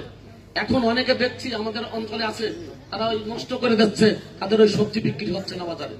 তাদের ওই সবজি কাইটে যে ভ্যান ভাড়া দিয়ে আড়তে পাঠাতে হয়, সেই ভ্যান ভাড়া তাদের হচ্ছে না, যার কারণে তারা ওই সবজি নষ্ট করে দিচ্ছে। তা আমার প্রশ্ন হচ্ছে, এই কৃষক বিএনপি ক্ষমতায় যদি আসে কোনোদিন, কৃষক কি কৃষকের তার উৎপাদিত ফসলের ন্যায্য মূল্য পাবে কিনা? ভাই একটু সুন্দর করে, যেহেতু আমাদের কৃষি প্রধান এলাকা, একটু সুন্দর করে বুঝে বলবেন। আমাদের দুঃখিত ভাই, আপনি সুন্দর একটা প্রস্তাবনা রাখছেন, এই বিষয়ে মাহাদি আমিন যেভাবে সুন্দর করে এই পয়েন্টে কথা বলেছে, অনেক সুন্দর করে বলেছে, আপনি হয়তো শুনেন নাই, মিস করছেন। আচ্ছা মাহাদি আমিন ভাই, আপনি একটু বলেন। ধন্যবাদ। আমাদের 27 নম্বর যে দফা আছে, এটা দেখেন, আপনি এখন দেখেন 27 নম্বরে ঢুকেন। ডিটেইলে আপনি যে সমস্যাটা বলেছেন, মোবাইলে দেখেন না, ওটারই খুব ডিটেইলে সলিউশন বলা আছে। আমি ইতিমধ্যে বলেছি কৃষি নিয়ে অনেক লম্বা সময়। তারপর জাস্ট অ্যাড করা কোল্ড স্টোরেজের কথা বলা হয়েছে। আমরা যেন সরাসরি ইউনিয়নের পর্যায়ে সরকার কৃষকদের কাছ থেকে কিনে নিবে সে ধরনের কথা বলা হয়েছে। বাজার ব্যবস্থা নতুনভাবে ঢেলে সাজানোর জন্য মধ্যস্বত্ব বিক্রির সংখ্যা বাস্তবসম্মতভাবে আস্তে আস্তে কমানোর কথা বলা হয়েছে। আর আপনাদের সবার অবগতির জন্য জানাচ্ছি, আমাদের নেতা জনাব তারেক রহমান কিন্তু খুব ক্লিয়ারলি বলেছেন যে বাংলাদেশে এক্সপোর্ট ওরিয়েন্টেড ইন্ডাস্ট্রি, গার্মেন্ট এবং জনশক্তির পরে যেটা হবে সেটা ইনশাআল্লাহ কৃষি হবে, এবং আমাদের ভবিষ্যৎ বাংলাদেশ বিনির্মাণের জন্য সবচেয়ে বেশি প্রায়োরিটি কিন্তু কৃষকদের দেওয়া হবে, কৃষি খাতকে দেওয়া হবে। ওনার যে পলিসিগুলো রয়েছে, যেমন আপনি ফ্যামিলি কার্ড, সেটার সাথে কৃষি সরাসরি সম্পর্ক রয়েছে, কৃষি কার্ডের কথা বলা হয়েছে, সেই প্রত্যেকটা ক্ষেত্রেই কৃষির একটা অন্যান্য ভূমিকা থাকবে। ধন্যবাদ। পিছনে মাইকটা দাও, খুশিয়ার পিছনে। বিগত সরকারও এই সরকারিভাবে কৃষকের এই পণ্য কেনে, কিন্তু আসলে সবাই চান্স পায় না। অরিজিনাল কৃষক চান্স পায় না, ব্যবসায়ী দালালরা চান্স পায়। দুর্নীতিবাজদের কাছ থেকে আপনি কিভাবে আশা করেন সেটা? এখন পিছনের ব্যক্তি আছে। আমরা তো এই কারণেই সংস্কারের কথা বলেছি। বিগত সরকার যদি বিএনপির মানদণ্ড হয়, সেটা তো আর হবে না। আমাদের মানদণ্ড শহীদ জিয়া সরকার, আমাদের মানদণ্ড দেশের নেত্রী সরকার। ধন্যবাদ। ধন্যবাদ মাহাদি আমিন ভাইকে। বলেন, প্রশ্ন করতে পারেন। আমি প্রশ্ন করব না, আমি যে প্রশ্নটা উত্তর এখনো হয়নি, আমি সেটা বলার জন্যই সাধারণত দাঁড়াচ্ছি যে যুবকদের জন্য আমাদের জনাব মোহাম্মদ তারেক রহমান কি বার্তা দিচ্ছেন, এর উত্তরটা এখনো আসলে হয়নি। বলেন। আমাদের যুবকদের জন্য যে বার্তাটা দিচ্ছেন, যারা গ্রাজুয়েশন কমপ্লিট করবে, এদের চাকরি না হওয়া পর্যন্ত 1 বছর পর্যন্ত উনি ভাতার ব্যবস্থা করবেন, যাতে এর ভিতরে তাদের কর্মসংস্থানের ব্যবস্থা হয়। ধন্যবাদ আপনাকে, এই বিষয়ে এই পয়েন্টটা দেখছেন, এই জন্য বলতে পারছেন। ধন্যবাদ। দাও খুশিয়ার, দাও ওনাকে, দাও খুশিয়ার। আসসালামু আলাইকুম। আসসালামু আলাইকুম। আমি দৃষ্টি প্রতিবন্ধী মোহাম্মদ খায়রুল ইসলাম। আমার একটি প্রশ্ন, 31 দফা যে আমাদের আগামী দিনের রাষ্ট্রনায়ক জনাব তারেক রহমান যে দিয়েছে, এখানে কি আমাদের প্রতিবন্ধীদের জন্য কি বিগত সরকারের সময় আমরা যারা প্রতিবন্ধী ছিলাম আমরা অনেকটা অবহেলিত হয়েছি। এমনও দেখেছি যে আমরা বিগত আওয়ামী সরকার তারা দলীয়করণ, সব জায়গায় তারা দলীয়করণ করছে। কিন্তু আমি আমার নেতা জনাব তারেক রহমানের কাছে একটি কথা আমি বলতে চাই, আমরা কোনো দলীয়করণ করছি আমরা প্রতিবন্ধীদেরকে, আজকে আমরা জন্ম লগ্ন থেকেই তো আমরা প্রতিবন্ধী, আমরা কোনো সুবিধাই আমরা এই আওয়ামী সরকার কাছ থেকে আমরা পাই নাই। তাই বলতে চাই আমাদের জন্য, প্রতিবন্ধীদের জন্য এই 31 দফার ভিতরে আমাদের কি কি রাখা হয়েছে এই প্রশ্ন। এবং আমি দৃষ্টি প্রতিবন্ধী, আমি গণতন্ত্রের মা দেশনেত্রী বেগম খালেদা জিয়াকে মুক্তির আন্দোলনে সকল আন্দোলন সংগ্রামে আমি থেকেছি। ধন্যবাদ। খায়রুল ভাই, আপনাকে অজস্র ধন্যবাদ। প্রতিবন্ধীদের বিষয়ে প্রতিবন্ধী অনেক মানুষের সাথে উনি বসেছেন, আপনি জানেন কিনা আমি জানি না। কিছুদিন আগে ঢাকাতে সম্ভবত মাসখানেক হবে বেশ কিছু প্রতিবন্ধী মানুষের সাথে উনি বসেছিলেন, সেখানে ওনারা এসেছিলেন। আমাদের নেতা জনাব তারেক রহমান ওনাদের সাথে মত বিনিময় করেছেন, ওনারা কিছু প্রস্তাবনা দিয়েছেন যে একটা গণতান্ত্রিক সরকারের কাছ থেকে ওনাদের প্রত্যাশা কি। সেখানে জনাব তারেক রহমান খুব সুনির্দিষ্টভাবে বলেছেন যে উনি তো শুধু আসলে নির্দিষ্ট কোন শ্রেণী পেশার মানুষের না, সারা বাংলাদেশের গণমানুষের নেতা। আমরা সেই বিশ্বাস থেকে দেখেছি, উনি বলেছেন ভবিষ্যতে যখন বিএনপি জনগণের ভোটে রাষ্ট্র পরিচালনা আসবে ইনশাল্লাহ, এই প্রতিবন্ধী সব মানুষের জন্য অধিকার প্রতিষ্ঠা করা হবে, ওনারা যেন সত্যি সমতা ভিত্তিক সুযোগ সুবিধা পায় সেটা নিশ্চিত করা হবে, ওনাদের সুশিক্ষার ব্যবস্থা করা হবে এবং সুশিক্ষার সাথে কার্যকর কর্মদক্ষতা যেন সৃষ্টি করা হয় সেই জন্য বিভিন্ন বিশেষায়িত প্রতিষ্ঠান করা হবে। এটাও বিকেন্দ্রীকরণের অংশ হিসাবে, অর্থাৎ শুধু ঢাকায় না, সেই শিক্ষা ব্যবস্থা এমনভাবে ঢেলে সাজানো হবে যেন অন্তত পক্ষে ইউনিয়ন পর্যায়ে আমরা যে বিকেন্দ্রীকরণের কথা বলছি সেটার অংশ হিসাবে যারা প্রতিবন্ধী ব্যক্তি রয়েছেন তারা স্কুল, কলেজ এবং মেইন স্ট্রিম ইউনিভার্সিটিতে পড়ার সুযোগ সুবিধা পান। অর্থাৎ প্রতিবন্ধী ব্যক্তি বলে এই সমাজে আর কেউ পিছিয়ে থাকবেন না, প্রত্যেকে বাকি সকল মানুষের মতন সমান অধিকার, সমান স্বাধীনতা এবং প্রয়োজনে আরো বেশি সুযোগ উনি সৃষ্টি করে দেবেন ইনশাআল্লাহ। ধন্যবাদ ডক্টর মাহাদি আমিনকে। বিসমিল্লাহির রহমানির রহিম। আমি লোহাগড়া উপজেলার কৃষক দলের সদস্য সচিব। আমাদের কৃষকের বিষয়ে 27 নম্বর দফায় যেটা বলা হয়েছে, আমি একটু জানতে চাচ্ছি, আগামীতে আমাদের বাংলাদেশে যেহেতু অধিক জনবহুল দেশ এবং অধিক জনগণ বাড়তেছে, সেই ক্ষেত্রে আগামীতে অল্প জায়গার ভিতর কিভাবে কৃষিক্ষেত্রে আরো ব্যাপক আকারে উন্নয়ন করা যায়, যেটা আমি একটু বলতে চাচ্ছি। অ্যাকোয়াফনিক্স, হাইড্রোফনিক্স যে সিস্টেমটা আছে, এই জিনিসটা কি আগামীতে আমাদের দফার ভিতর আনা হবে কিনা, চালু হবে কিনা, এটা একটু আমি মাহাতি ভাইয়ের কাছে জানতে ব্যক্তিগত চাচ্ছিলাম। প্রশ্ন, আমি তো শব্দগুলো প্রথম শুনলাম, আপনি বরং দিতে পারেন। আমরা কিছুটা জানি, যারা কৃষির এক্সপার্ট আছেন ওনারা হয়তো এটার উপর ভবিষ্যতে কাজ করতে পারবেন। আপনি যদি জানেন এগুলো বলতে পারেন, আমরা শুনি। আমি একটু জানি যেটা, যে আপনার অ্যাকোয়াফনিক্স যেটা বর্তমান আমি নিজে একটু চেষ্টা করছিলাম, সেটা হচ্ছে আপনার অল্প জায়গার ভিতর, যেহেতু ছাদের উপর, তারপরে আপনার আঙিনায় আপনার সারা বছর ইয়েতে আপনি শাকসবজি চাষ করতে পারবেন। আপনার এটা আপনার ইট খোয়ার ভিতর এবং মাছ এবং ইট খোয়ার সংমিশ্রণে এই চাষটা হচ্ছে করা হয়, আপনার অল্প জায়গার ভিতর এটা করা যায়। ধন্যবাদ। আমরা অবশ্যই বিবেচনা করব। আপনারা দেখবেন গতকাল যে 3টা জেলার সাথে জনাব তারেক রহমান বসেছিলেন, সেখানে কিন্তু উনি পাবলিকলি বলেছেন উনি বিভিন্ন শ্রেণী পেশার মানুষের সাথে বসছেন, যারা এক্সপার্ট রয়েছেন ওনাদের সাথে বসছেন। ইতিমধ্যে কৃষিবিদদের সাথে উনি মিটিং করেছেন, আলোচনার মাধ্যমে তাদের কাছ থেকে বেস্ট প্র্যাকটিস বা কিভাবে সবকিছু পরিবর্তন করা যায়, কিভাবে দ্বিফলা ত্রিফলা বিভিন্ন যেসব ফসল সবজি রয়েছে সেগুলো ফলন বাড়ানো যায়, কিভাবে বিভিন্ন সীমাবদ্ধতার ভিতরেও ফসল উৎপাদন বৃদ্ধি করা যায়, এগুলো নিয়ে আলোচনা করছেন। আপনারা এই প্রস্তাবনাটা আমরা ওনাদের কাছে পৌঁছে দেব। ধন্যবাদ। পরবর্তী বক্তা, বসিয়ার পরবর্তী বক্তা, হ্যাঁ ডান সাইডে, হ্যাঁ।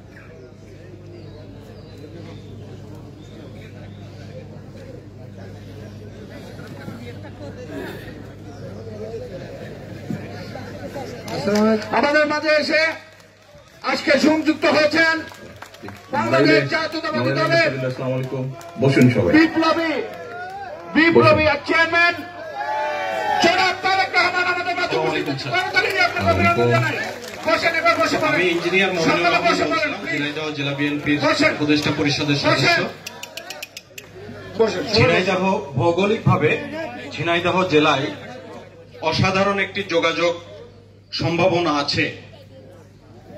আপনি জানেন যে ঝিনাইদহ জেলা বিএনপির শক্ত ঘাঁটি হিসাবে পরিচিত এবং এ কারণেই বিগত 10 বছর বা 1 যুগ পরিমাণ সময় ধরে ঝিনাইদহ থেকে যশোর মহাসড়কটি একটি মৃত্যুকূপে পরিণত হয়েছে।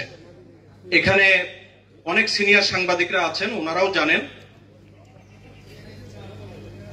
এই অচল অবস্থা নিরসনে আপনি কোনো কিছু ভাবছেন কিনা, বা ভবিষ্যতে কি আপনার ভাবনা এই মহাসড়কের মৃত্যুকূপ থেকে ঝিনাইদহবাসী বা যশোরবাসী বা আরো অন্যান্য জেলা সংযুক্ত?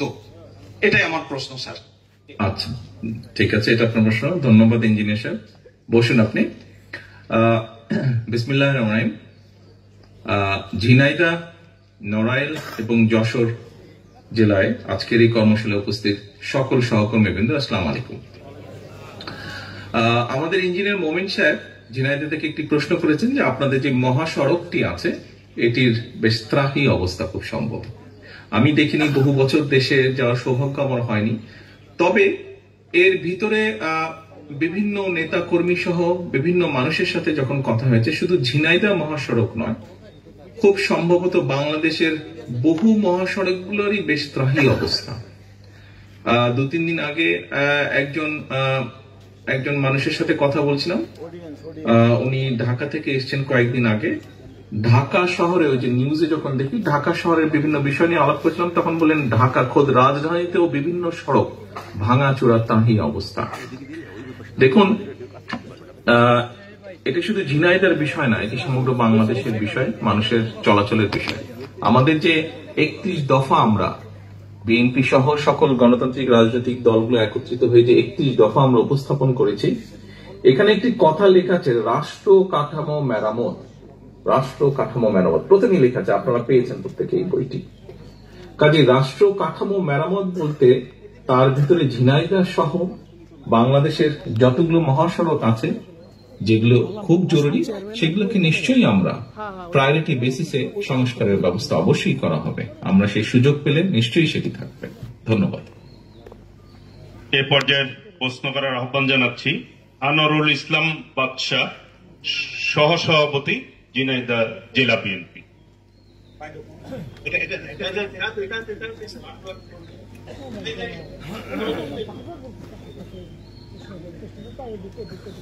আসসালামু আলাইকুম।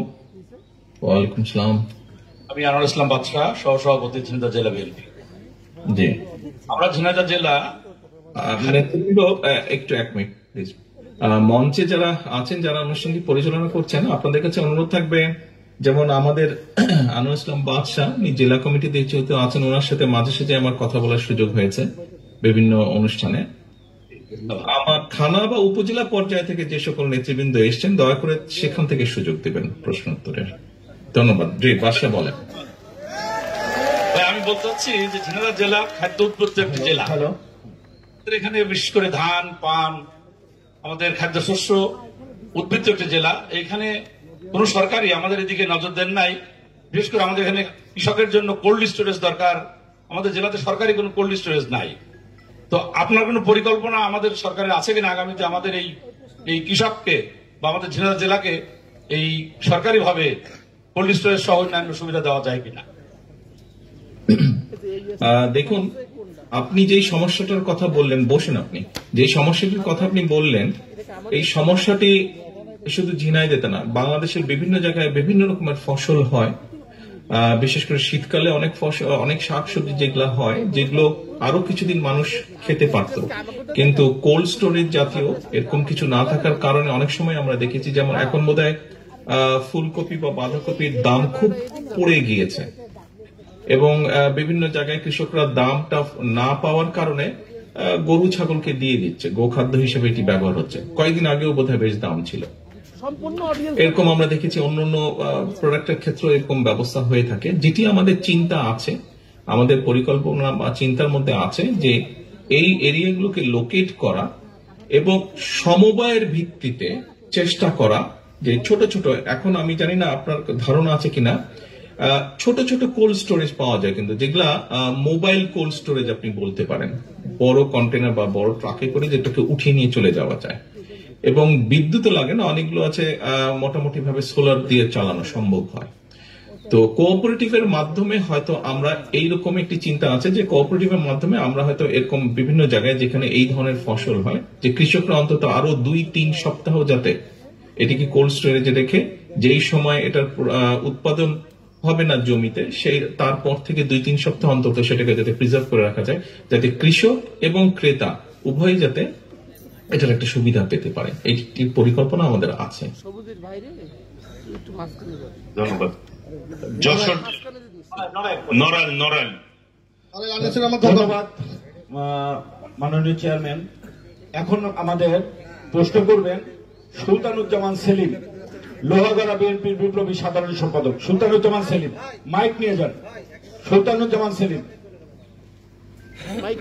মাইক আছে, ফসিয়ার মাইক নিয়ে সামনে চলে আসো। তাতে আসছে বাবা, ওকে একটু সময় দাও, একটা মিনিট। বিসমিল্লাহির রহমানির রহিম। প্রিয় নেতা, আসসালামু আলাইকুম। প্রিয় নেতা, আপনাকে পেয়ে আজ নড়াইলবাসী গর্বিত এবং আমরা ধন্য। এবং ইতিপূর্বেও এক সময় আমি জেলা বিএনপির সাধারণ সম্পাদক আলহাজ মনিরুল ইসলাম যখন জেলে গিয়েছিল, তখন আমাকে দায়িত্ব দেওয়া হয়েছিল জেলা বিএনপির ভারপ্রাপ্ত হিসাবে। সে সময় আপনি আমার সাথে কথা বলেছিলেন, সে কথা আজও আমি ভুলিনি এবং আজীবনে কোনোদিন ভুলবো না। আজকে আমার প্রস্তুত কর্মশালা থেকে যে কর্মশালা শুরু হয়েছে, এই কর্মশালা সমস্ত জায়গায় হবে, থানায় হবে, ইউনিয়ন হবে, ওয়ার্ড হবে, সমস্ত জায়গায় পৌঁছে দিতে হবে। আর আমার প্রশ্ন হচ্ছে যে বেকারদের যারা স্নাতক ডিগ্রি পাশ করার পরে যারা বেকার থাকবে তাদের জন্য বেকার ভাতার ব্যবস্থা আপনি করবেন মর্মে আমরা যদি সরকার গঠন করতে পারি সেই অঙ্গীকার করেছেন, 31 দফার মধ্যে এসছে। আমার প্রশ্ন যে সার্বজনীনভাবে যারা বয়স্ক লোক তাদেরকে সার্বজনীনভাবে বয়স্ক ভাতার একটা পেনশন মতো দেওয়া যাবে কিনা, সেই আওতায় আনবেন কিনা, এটা আমার প্রশ্ন। আপনাকে ধন্যবাদ। ধন্যবাদ। জি, আপনার এই বিষয়টা বোধহয় আছে এবং বয়স্ক ভাতাটা এটা অলরেডি চালু আছে। আমাদেরকে হয়তো এটার পরিসরটা বাড়াতে হবে। দেশে ব্যবস্থাটি কম বেশি আছে, এটার পরিধিটা আমাদেরকে হয়তো বাড়াতে হবে। অবশ্যই দেশের সামগ্রিক বাজেটের উপরে নির্ভর করবে বিষয়টি। মানুষের জন্যই তো দেশ এবং আমাদের লক্ষ্য বা উদ্দেশ্য মানুষের পাশে দাঁড়ানোই। কাজেই আমরা অনেক অপ্রয়োজনীয় খরচ যদি বন্ধ করতে পারি, দুর্নীতির লাগাম যদি আমরা টেনে ধরতে পারি, যে ধরনের দুর্নীতি হয়েছিল গত আমলে, তাহলে অবশ্যই এরকম অনেকগুলো কাজ হাতে নেওয়া সম্ভব হবে। ধন্যবাদ মাননীয় চেয়ারম্যান। এখন প্রশ্ন করবে ওয়াহিদুজ্জামান নীলু, সাধারণ সম্পাদক, কালিয়া উপজেলা বিএনপি। ফসিয়ার মাইকটি দর্শক। বিসমিল্লাহির রহমানির রহিম। আসসালামু আলাইকুম। প্রিয় নেতা, রাষ্ট্র মেরামত ও সংস্কার শীর্ষক আজকের এই কর্মশালায় সম্মানিত সভাপতি উপস্থিত, অন্যান্য নেতৃবৃন্দ উপস্থিত, প্রশ্ন করবেন প্লিজ ভাই।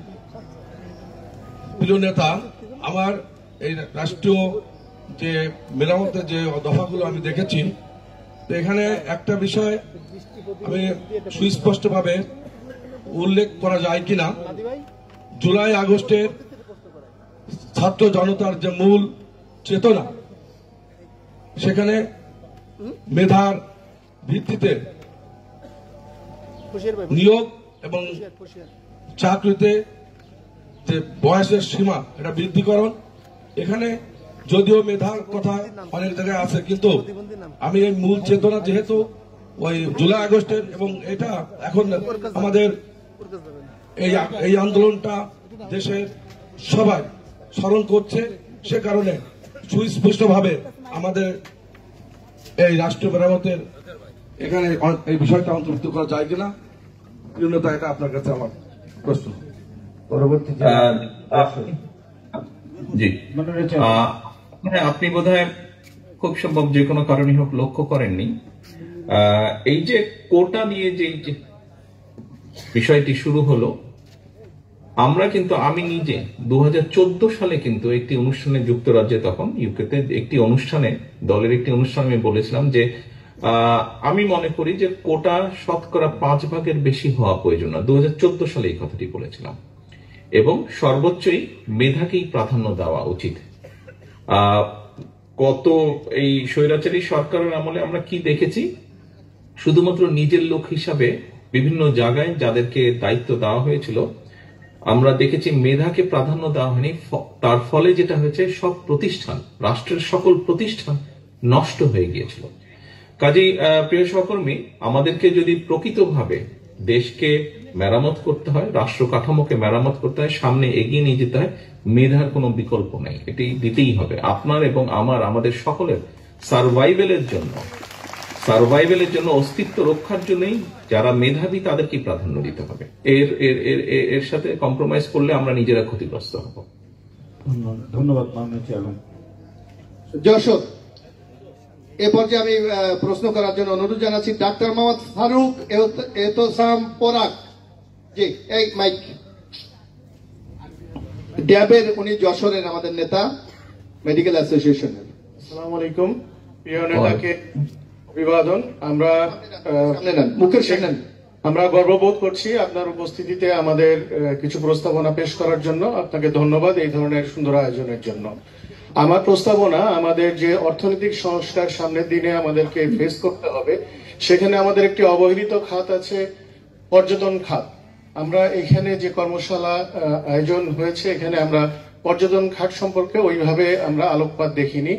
আমাদের যেটা প্রস্তাব, আমি চিকিৎসক, একই সাথে আমাদের যেটা আমরা এমন করতে কিনা যে আমাদের মেডিকেল সিটি যদি আমরা একটা গঠন করতে পারি, যেখানে ইন্টারন্যাশনাল স্ট্যান্ডার্ডের হসপিটাল এবং বাইরে থেকে যারা বিভিন্ন ব্র্যান্ডের হসপিটাল আছে তারা যদি একটি মেডিকেল সিটি ফর্ম করতে পারে, এবং আমাদের পর্যটন খাতের অবহেলিত যে সেক্টর, এগুলোকে যদি আমরা সংস্কার করে এমন ভাবে গঠন করতে পারি যেখানে বাইরে থেকে পর্যটকরা আসবে, একই সাথে তারা হেলথ সেক্টরে সার্ভিস নিবে এবং চেইন পার্ট হিসেবে তারা বিভিন্ন পর্যটন এরিয়াগুলো আমাদের ভিজিট করবে। তাদের একটা সুবিধা হতে পারে, এক, বাইরে থেকে যারা আমাদের পর্যটক আসলো, আমাদের স্বাস্থ্যসেবা এবং পর্যটন খাতে বৈদেশিক আসবে। একইভাবে আমাদের দেশে যে লোকগুলা বিদেশে যেত, যদি দেশে আমাদের তারা সেবা পায়, আমাদের বৈদেশিক মুদ্রাগুলা বাইরের দেশে চলে যাবেন, আমার দেশ থেকে যেতে পারে। প্রশ্ন করেন এই ব্যাপারে আমাদের দলীয় নেতৃবৃন্দের কোন আমাদের এই ধরনের প্রস্তাবনা আমলে নেওয়ার সুযোগ আছে কিনা একটু দেখবেন। ধন্যবাদ। ধন্যবাদ। আপনি তো নিজে একজন চিকিৎসক বোধহয়, মাইকটা রাখুন আপনার কাছে। চিকিৎসক, আচ্ছা, আপনার এই যে আজকে যে আপনি চিকিৎসক, আপনি মাইকটা হাতে রাখুন। আপনি যে চিকিৎসক হয়েছেন, আপনি আজকে চিকিৎসক হিসেবে যে জায়গায় এসে দাঁড়িয়েছেন, আপনি যখন যেদিন প্রথম মেডিকেলে ক্লাস শুরু করলেন, এই জায়গায় আসতে আপনার কত বছর সময় লেগেছে? বলেন, আপনি বলেন। 16 বছর। 16 বছর সময় আপনার লেগেছে। একজন মানুষ আপনাকে নিজেকে প্রস্তুত করতে 16 বছর সময় লেগেছে। আপনি যদি 20 কোটি মানুষের স্বাস্থ্য ব্যবস্থাকে সুন্দর করে গড়ে তুলতে চান, তাহলে 15 বছর তো সময় দিতে হবে আপনাকে। আচ্ছা, আপনি যেটা প্রস্তাব রেখেছেন অবশ্যই সেটা সম্ভব। দুর্ভাগ্যজনকভাবে আপনি যদি বিগত স্বৈরাচারের সময়ের ব্যবস্থাগুলো দেখেন, এই যে পলাতক যে স্বৈরাচার, দুর্ভাগ্যজনকভাবে বলতে হয় যে আমার কাছে মনে হয়েছে বাংলাদেশের স্বাস্থ্য ব্যবস্থাকে ইচ্ছা করে তারা ধ্বংস করেছে, সো দ্যাট পার্শ্ববর্তী কোন একটি দেশকে যাতে তারা সেই সুযোগটা দিতে পারে। দুদিন আগেও নিউজে আমি দেখলাম যে পার্শ্ববর্তী যে দেশটি, তাদের একদম ইমিডিয়েট যে সিটিটি আমাদের পাশে, যশোরের পাশে যে ইমিডিয়েট তাদের সিটিটি, সেখানে অনেক হাসপাতাল বা ক্লিনিক বন্ধ হয়ে গেছে, সেখানকার ডাক্তাররা বেকার হয়ে যাচ্ছে। কেন? বাংলাদেশের রোগীরা যাচ্ছে না।